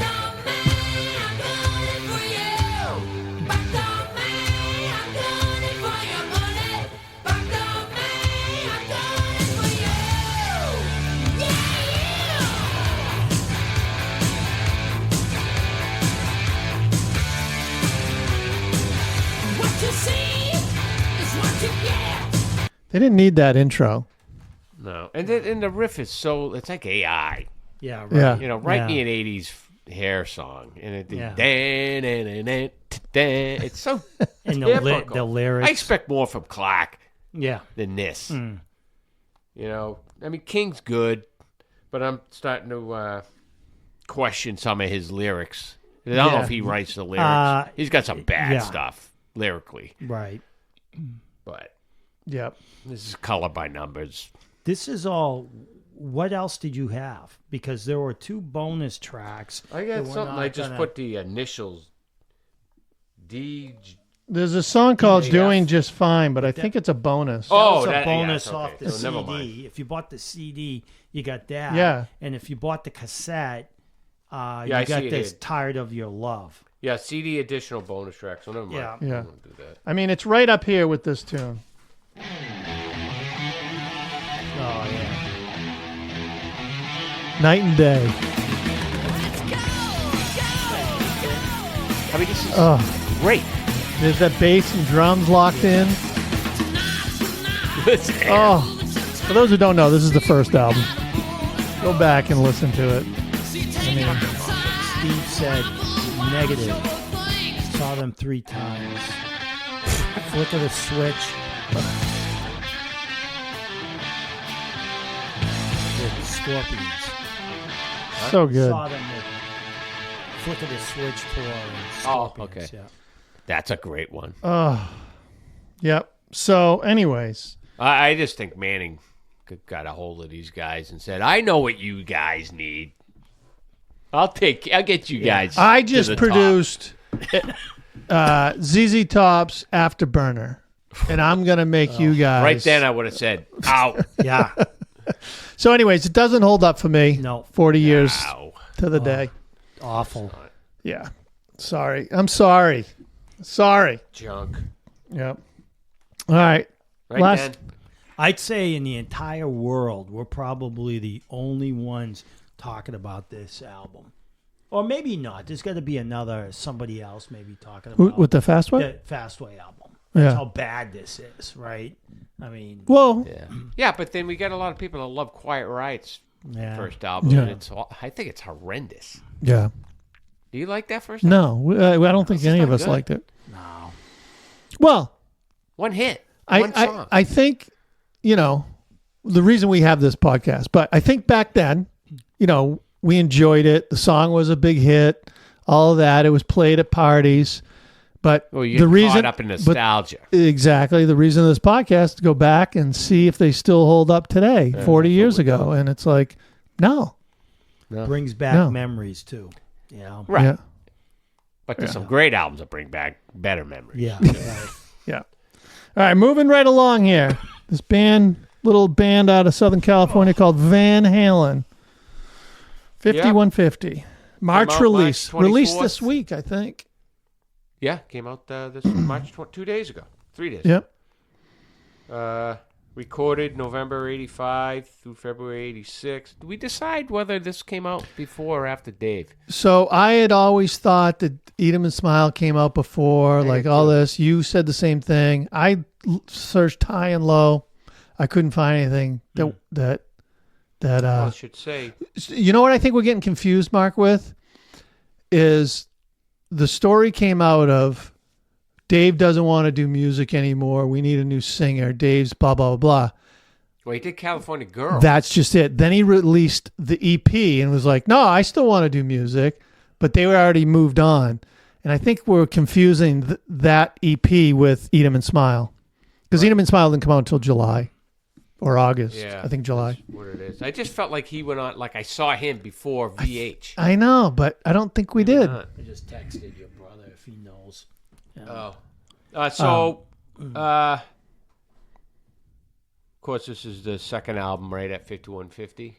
Yep. Yeah.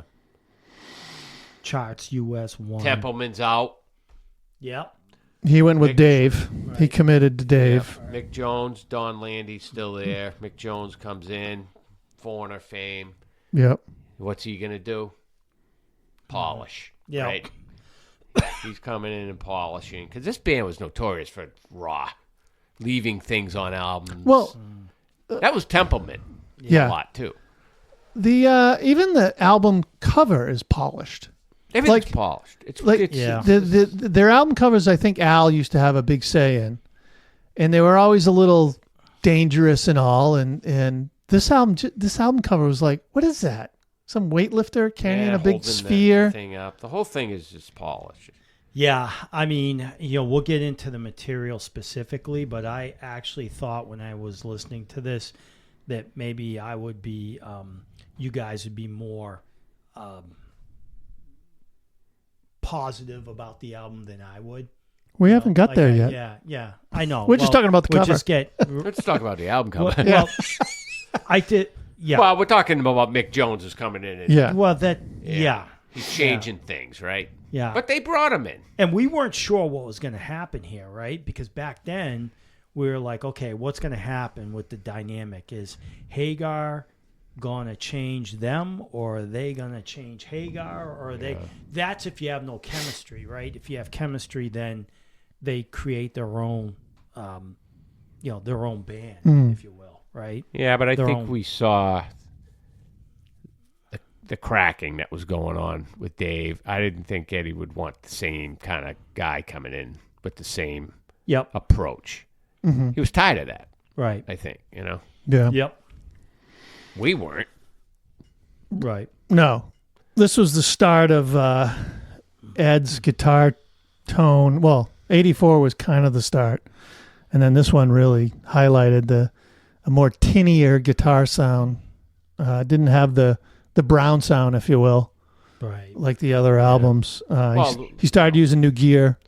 He's always chasing tone, so you'd never hear the same tone on an album from album to album. Well, you still always had that underlying thick brown sound. Yeah, like Diver Down '84 was similar. Yeah, but this one was really it became saturated and processed rather than being a cranked up amp of raw power from the That early was 80s. gone. I guess that's where my comment came from, like the whole production Yeah. stuff. Obviously we'll get into the material, which there's a lot of legendary stuff, but the production, they missed Templeman.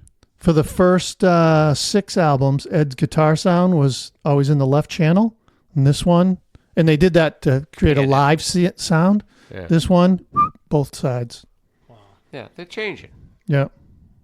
You know. Let's see. Toured with BTO. Yeah, I saw the tour 6 times. Jesus. I saw the Worcester and then the Sorry. I Portland. went to see it at least 3. Yeah, because wasn't he doing Hagar was doing a lot of Roth bashing. Well, They all were were. doing Yeah, that. yeah. Yeah, They were all.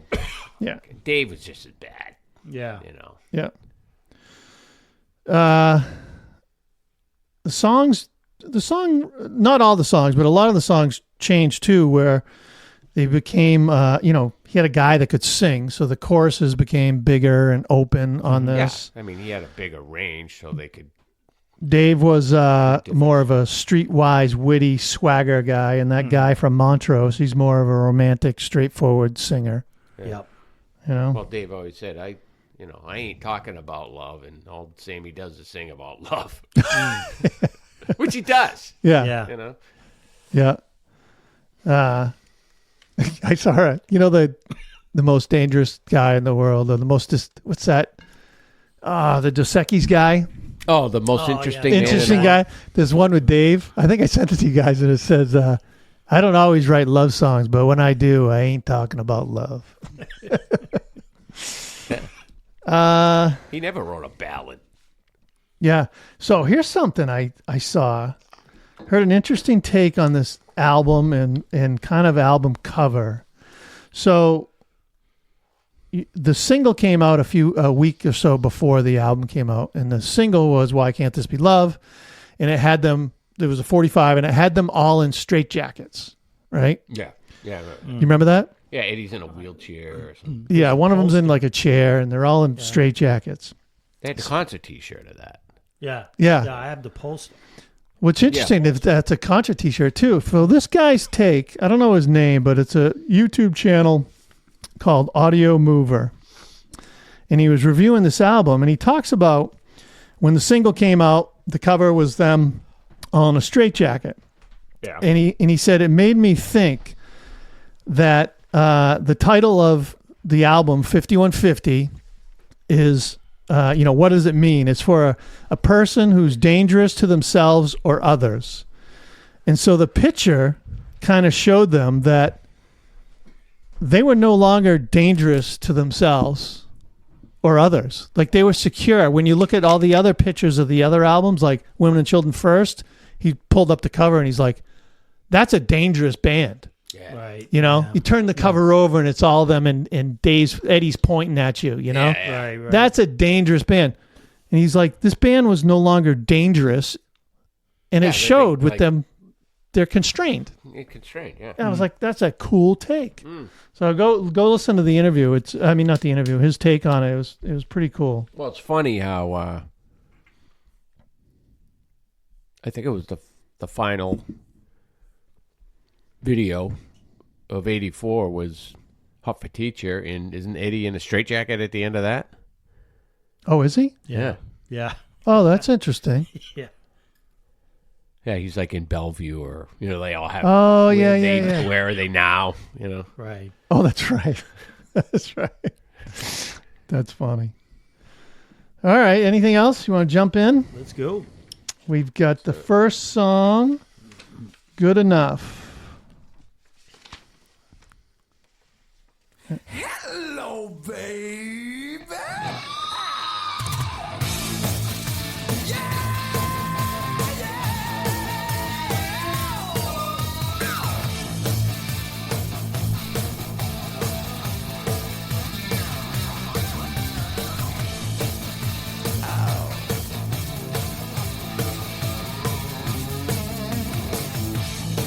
All right. Great riff. Yep. And this is another one of, how you're supposed to start an album, Yeah. Oh yeah. Yep. Yeah. Just the way he opens up that song, Hagar, just really good. Yeah. This was what you wanted to hear when you were wondering if Eddie and Sam were going to work together. Yeah. You know what I mean? Yep. Or work well together, I should say. Yeah, I mean, great opening track. Yeah. We always say you always should have a great opener, Yep. Hey, guy's in his prime. Huh? That guy can sing like a bastard. Oh, yeah. Yeah. Strong voice. Yep. That guy from Montrose. The guy from Montrose. Yeah. I'm not a big fan of the drum. I'm glad he never made the snare drum electric. At least he kept that, but the tom sounds so bad. Was the snare sound similar to Fair Warning or 84? Or It's getting browner, like Eddie's guitar. Wow. It's similar to 84. Yeah. But for some reason, 84 didn't bother me with his drum sound. And I think they were Simmons pads. Was it on every song? Yeah, I think you're right. Yeah, but for some reason, there's more like doingy or something. It gets weird on this one. What's funny is I think I sent you guys a screenshot. When you play this song on Spotify, the song, and then you scroll down a little bit to the artist, it's a picture of Dave and Eddie. I'm like, well, that's funny.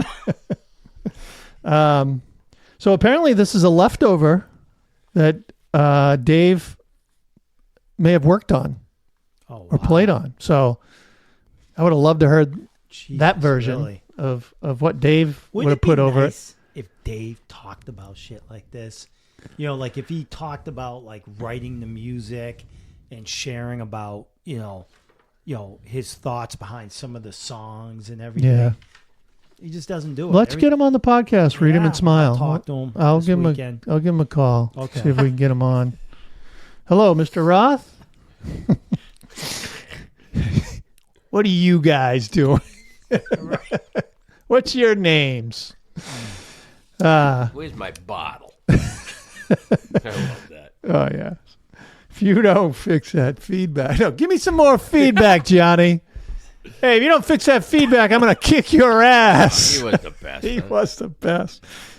And Eddie Trunk hates that stuff. Yeah. Hates 'Cause it. I'm you'd like, rather have more. oh, it was a show. It was great.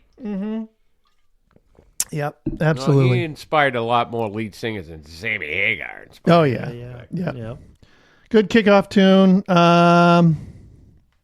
Oh, Mark, I had a question here. Al went fully Simmons, and then I said, does the snare stay the same? I've never had an electronic snare. I really like the rhythm under the solo, and Al is doing some awesome timing stuff in there. Freaking great. Good enough? Yeah. Yeah. Yeah, he's great. Let's see. Well, here's some. I guess he's not writing like Headfield. Throw her down, roll her over once, maybe twice, and chow down and down and. Sammy's never been known No, for his lyrics. no. No, but I mean, it's also Van Halen. He's not going to write about, Yeah. the Sanitarium. same content as Metallica. You know? Right. Oh, and the outro, there's awesome riffing from Eddie, and then that guy, he sings like Daltrey. He lays out this scream at the end. It's freaking awesome. Yeah. All right, next song. Let's see. This was the single.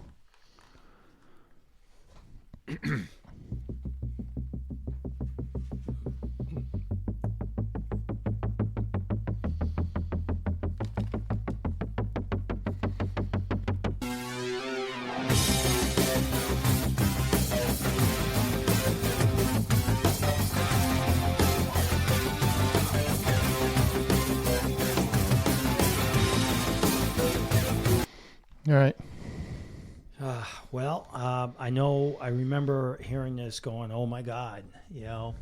The keyboards. It was just. I just remember hearing this and going, I like being confused with the music. Yeah. You know what I mean? Yeah. And I mean, after you hear it more, then you I guess you understand it a little bit. But with the first listen, It was jarring. Yeah, it was like what? But then after a while, you're like, well, I guess the chorus makes sense, and it's a catchy Yeah. tune, and Yeah. it's a lot like Jump, Right. It's funny that it's the second song, too. Like, oh, no, Jump was first. I hate this song. Yeah. I hated it then. I hate it now. Yeah, This was the first release. This is the first thing you heard, Yeah. right? that's right. I was like, what the fuck is Eddie doing? He's going too far. Like, he used keyboards on 84, but he somehow managed to make it work. And it's like, Well, do you think Dave's voice made it work in that Sammy really makes it poppy? yeah. Like, he really polishes it up. He can polish a turd. And I didn't mean to say his name. I wanted to refer to him, though, the whole podcast as that guy. That guy from Montrose. That guy from Montrose. Yeah, I know. I just don't like the song. I don't like the keyboards in it. Sounds like a. I don't even like Sammy that knocking Hagar in the song. beginning. I just like Sounds like a Sammy Hagar song. terrible. Like Yeah. off like one of his that. What the hell was the voice of a VOA or whatever? Well, Yeah. like we said before, if this was some other band's song, it'd be, well, that's a solid Yeah. track. But I don't want these guys playing this, Yep. All right, next song, Get Up. Let's see.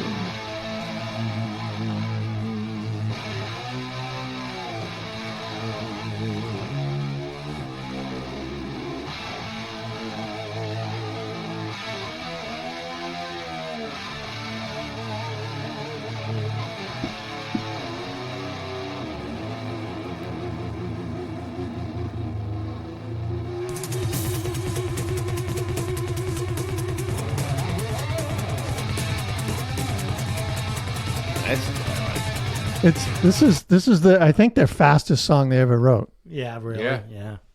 And well, the I went and looked it up. It's 147 beats per minute, but live they were doing it at Oh, they must have 160. been flying. Yeah.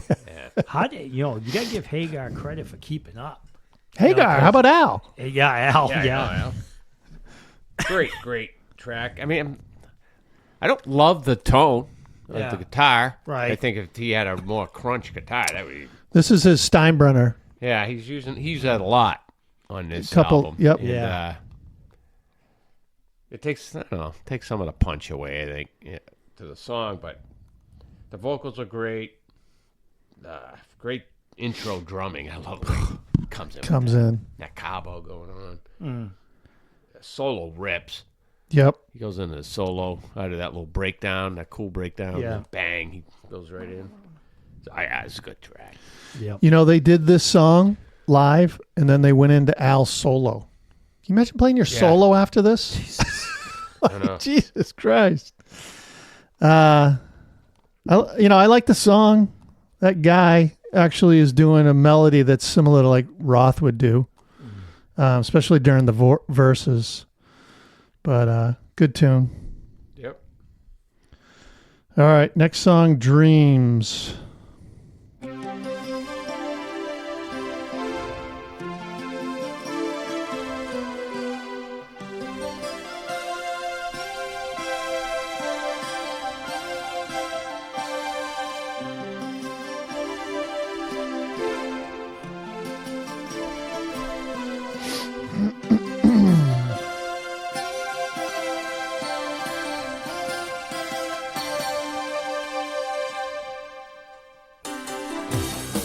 Can't go much more here. Y'all know the song. Yep. Yeah, huge hit, right? Yep. Great songwriting. I mean, Eddie's a genius.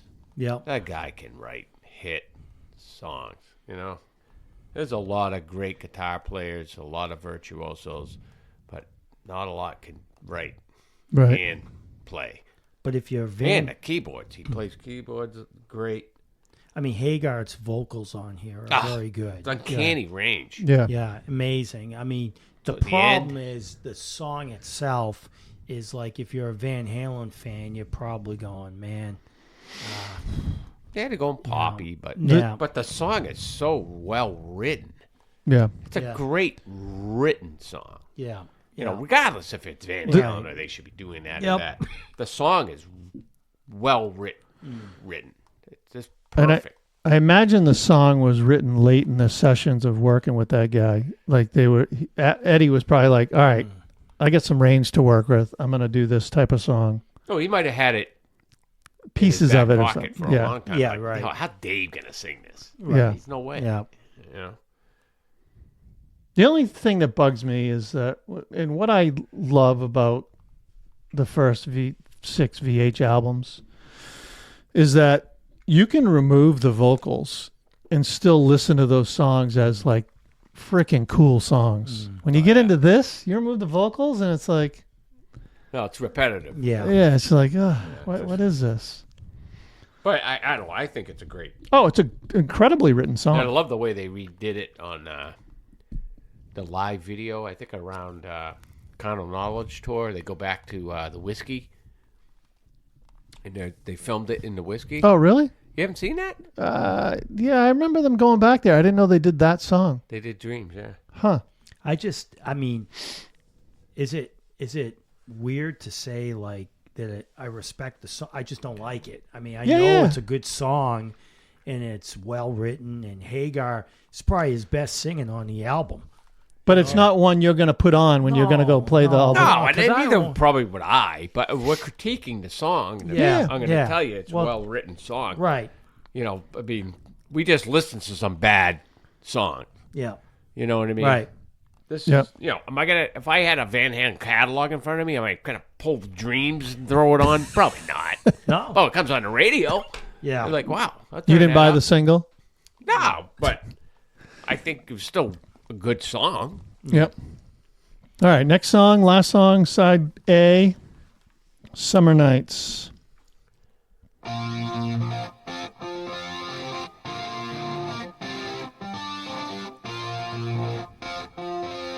This brings back memories. Oh my God. This was on a loop all summer long. That summer. It's like you go right back to a certain point in your life. Partying in a field with a bonfire. Yeah, and you know what's crazy about that riff? I've never heard anyone be able to play it Oh, and really? sound Yeah. like that. Even Satriani can't play it. Like, it just does not sound That's like a that. Steinberger too, I think. It is a Steinberg, yep. And it's tuned a little different, I believe. It's not the greatest tone for me. You know, Yeah. it's just weird. It's a weird tone. It's a long song. Is it? 5 minutes, 6 Well, there's a big seconds. breakdown in it, Yeah. Wow. I think. More powerful. Hagar. Yeah. Yeah. I just can sing. Eddie's solo's great. I mean, how do you not throw this in the car Yeah. in the summertime Right. back then and Yep. crank it? Yep. I agree. So I heard this song also, like Get Up, was kicked around and Dave was contributing to it before it I all don't went. know. I can't picture him singing this in So- this material. You know what this? So there are demos, and it was called "Eat Thy Neighbor" from Roth. It's got to be a recording in that freaking studio of, Yeah. of Yeah. this. You'll never see it. They'll never see the light of day. Our kids may, or grandkids. Yeah. Who knows? But Wow. the vocal is done a little bit like Dave's style too. How he kind No, of I mean, if any song, it's probably one of the ones he could probably do. yeah. He's not doing Dreams, Right. No. singing that. He wouldn't want to sing that. Well, like I said, I think he wrote that after that guy from Montrose got in the band. Like, I don't think that was. Though he did okay on I'll Wait. That's pretty much in that wheelhouse, right? Yeah, he never wrote those lyrics either. That was written by McDonald. yeah. But he still sang. Yeah. There's I love the timing change, and then the solo section. I forget exactly how it goes right now, but I noted that. So what's interesting is this song, I always thought like Dave's version of this was going crazy. Even the guitar sounds starts well, like similar. Same theme too, right? Yep. And what's interesting is this is the fifth song on the album, and Dave's was the fifth song on the album. That's kind of weird. Yeah. That's when I sent you guys that idea, don't say it, but what to do this summer. We'll do. Yeah. You're right. All right, so the first song on the second side, Best of Both Worlds.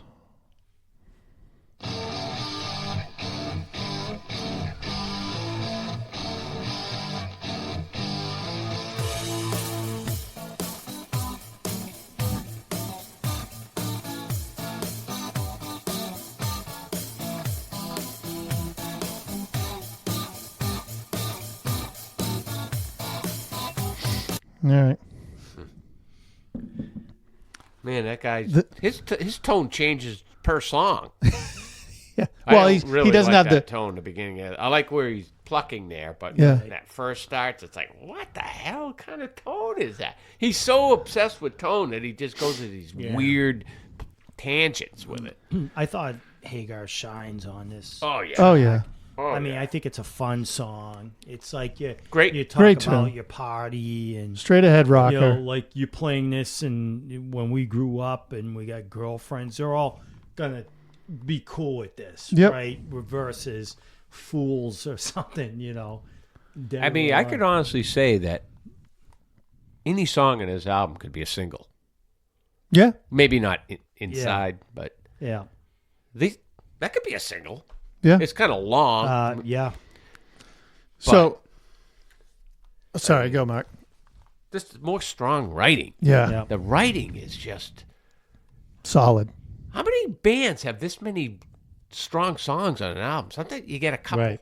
and then you got a bunch of duds, fillers. Quite No right. fillers. Yeah. Yeah, there's no fillers really. I mean, you could say Inside was, but And still even that's not still bad. grooving, yeah.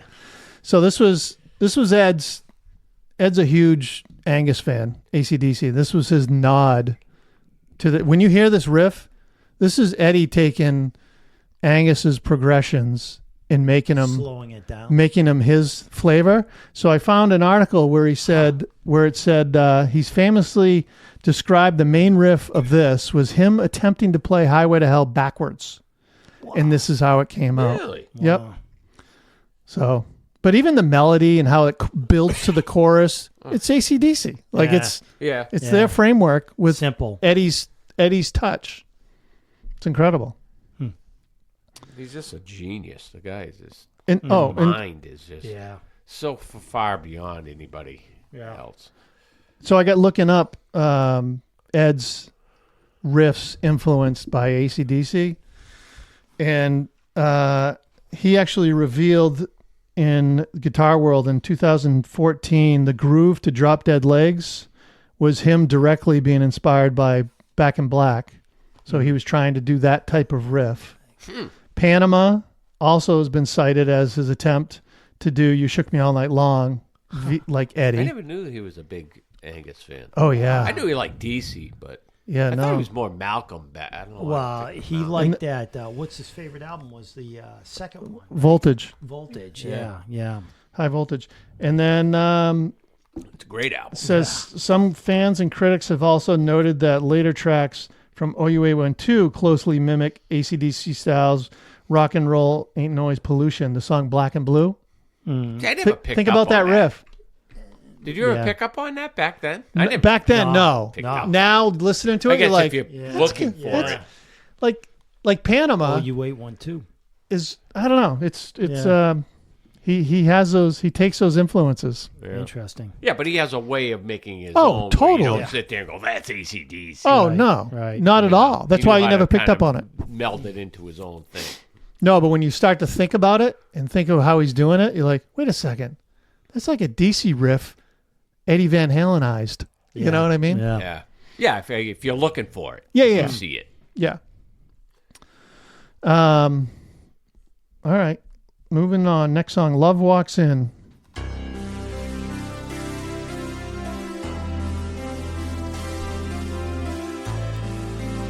That's what I said when you guys walked in the cabin tonight. Love Walks In.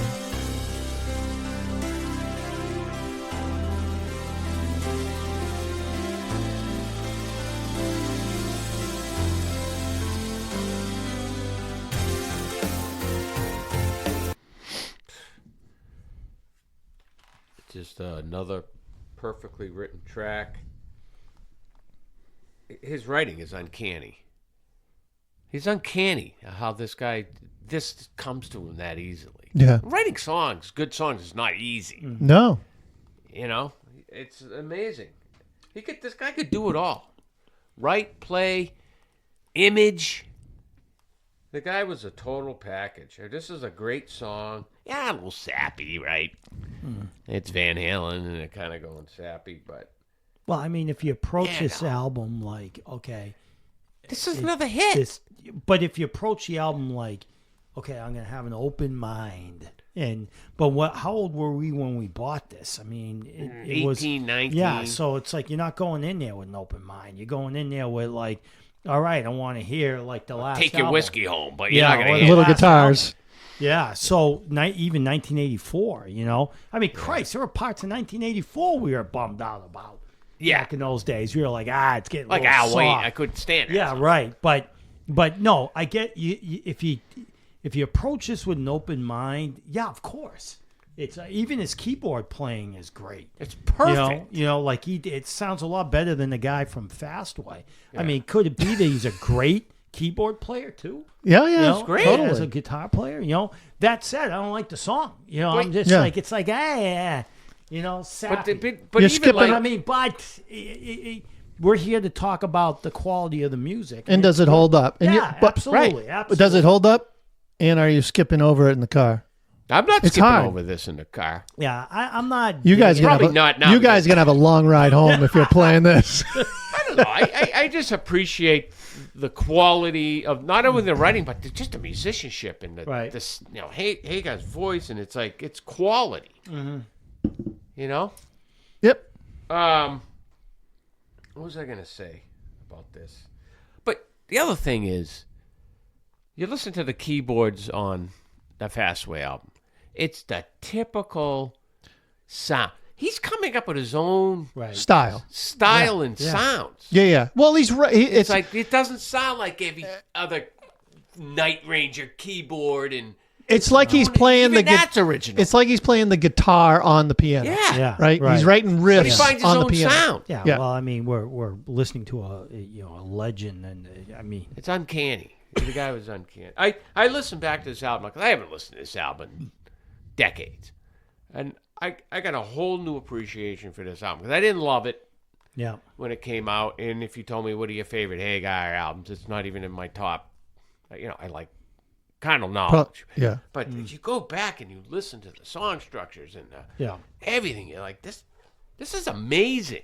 Yeah. Amazing writing, everything. Yeah. All right. Moving on. 5150.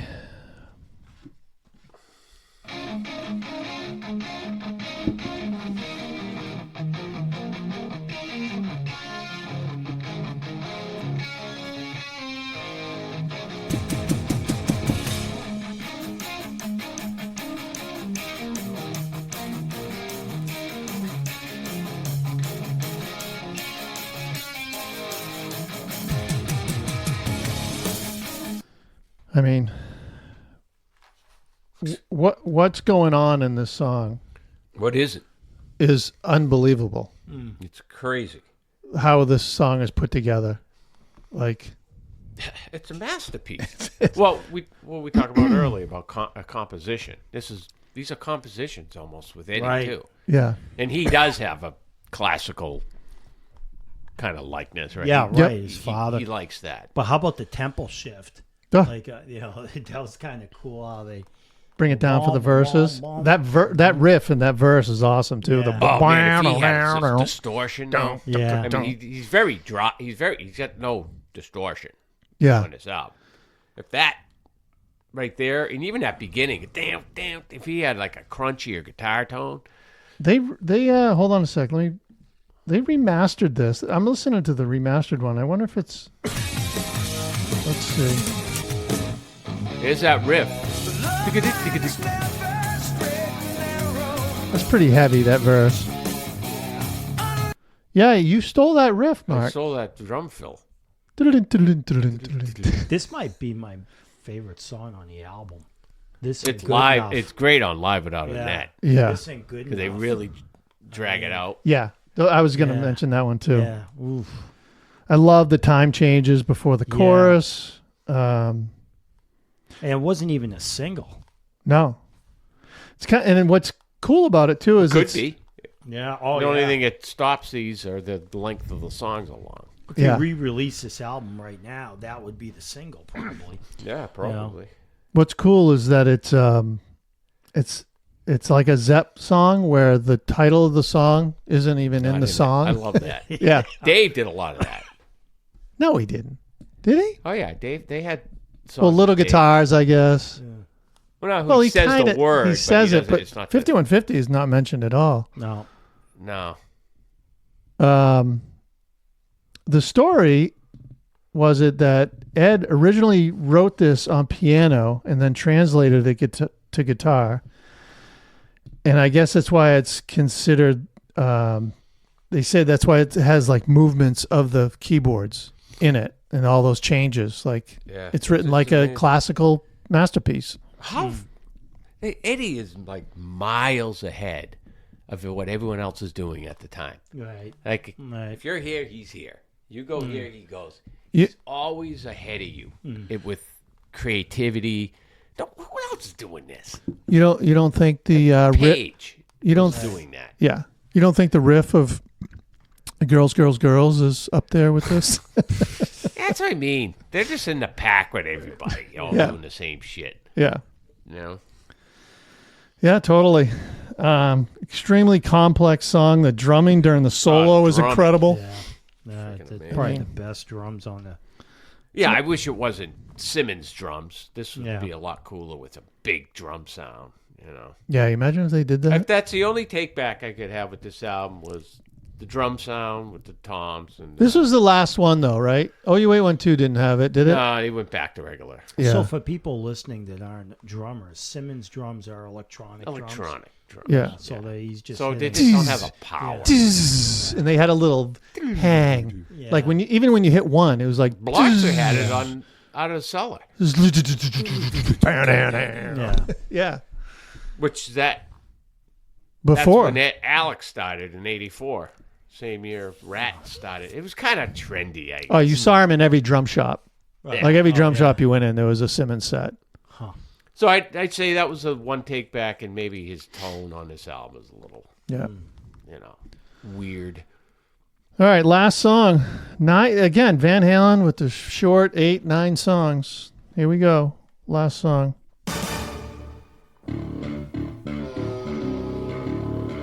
Is that bass? I don't know.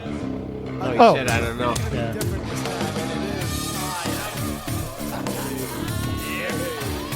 You got a point there. No. 2 extra, 3 points there.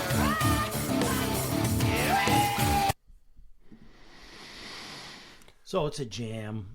They're clowning around, obviously. It's a long tune, though. Yeah. Sounds a little forced, like, we all love each other, we're having fun. You know what I mean? Yeah. Like it's scripted. Yeah, It's a not little like bit. Well, they're yeah. trying to act like they're just like sitting in a room partying.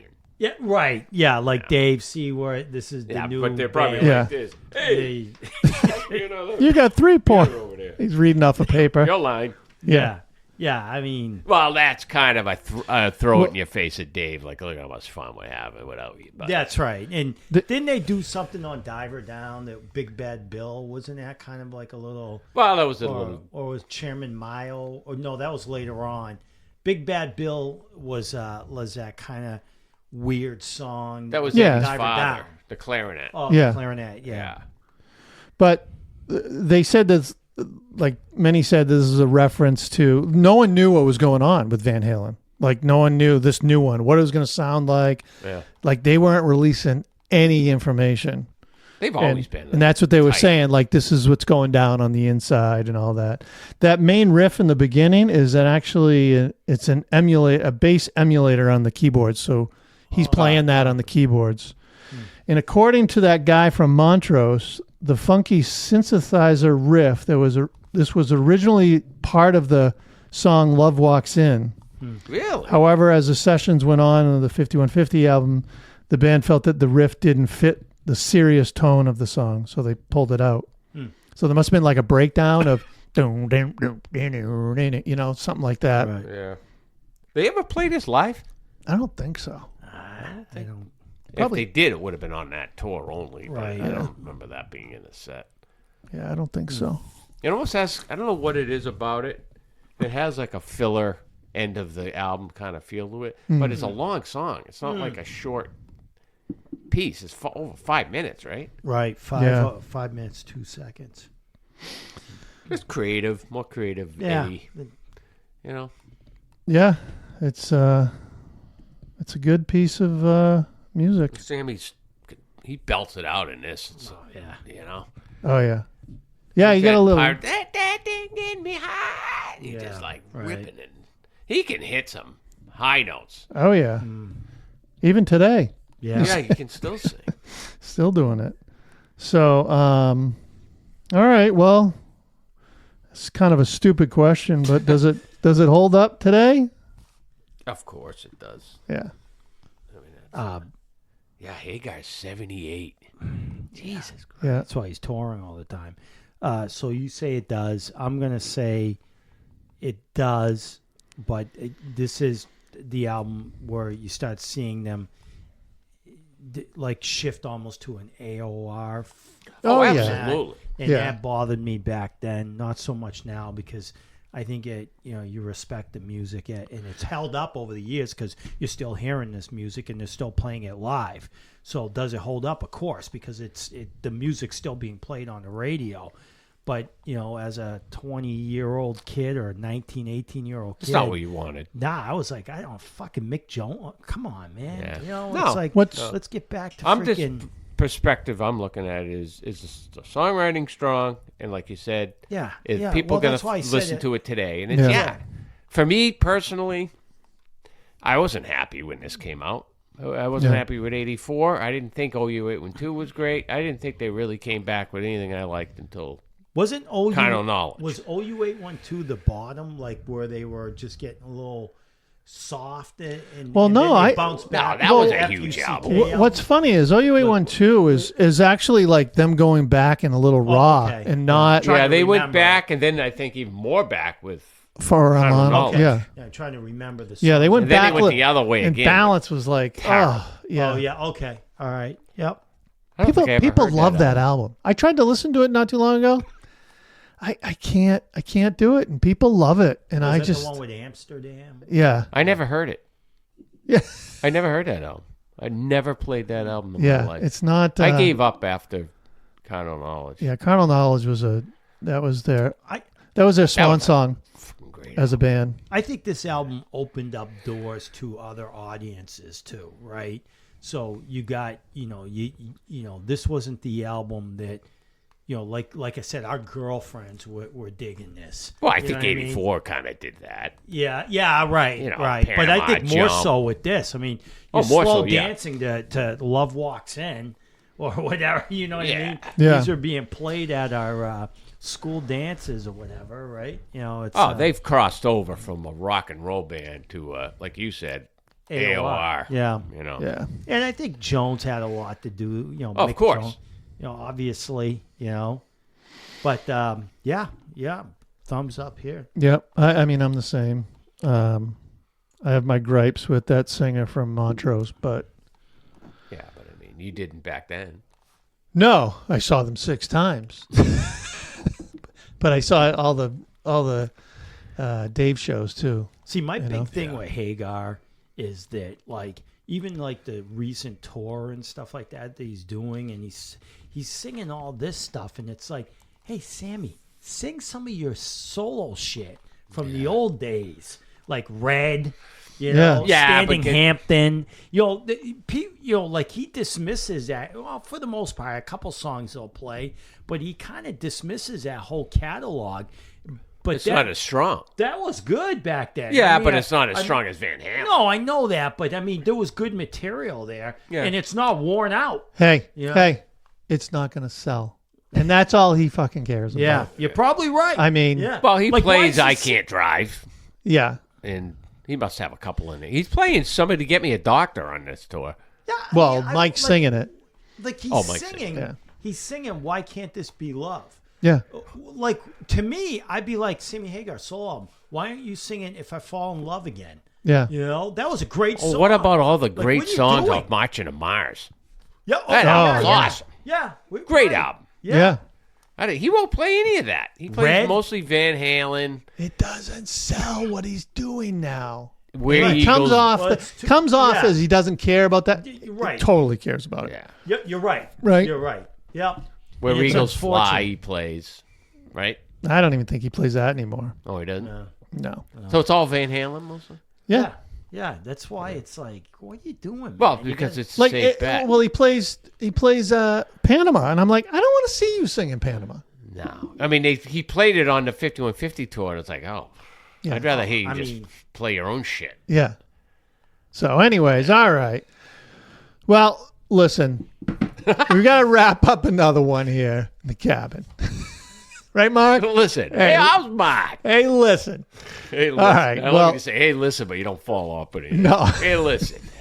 And usually when you're talking, people are listening, but I'm going to tell you to listen. Yeah, well, thanks for listening to the podcast. Hopefully you made it this far. But come again. I didn't look ahead at the albums we've got for April. It's a pretty good year of rock and roll. So, yeah, for sure. We'll surprise you. yes. So thanks for listening. Share the show. And we will see you on the other side.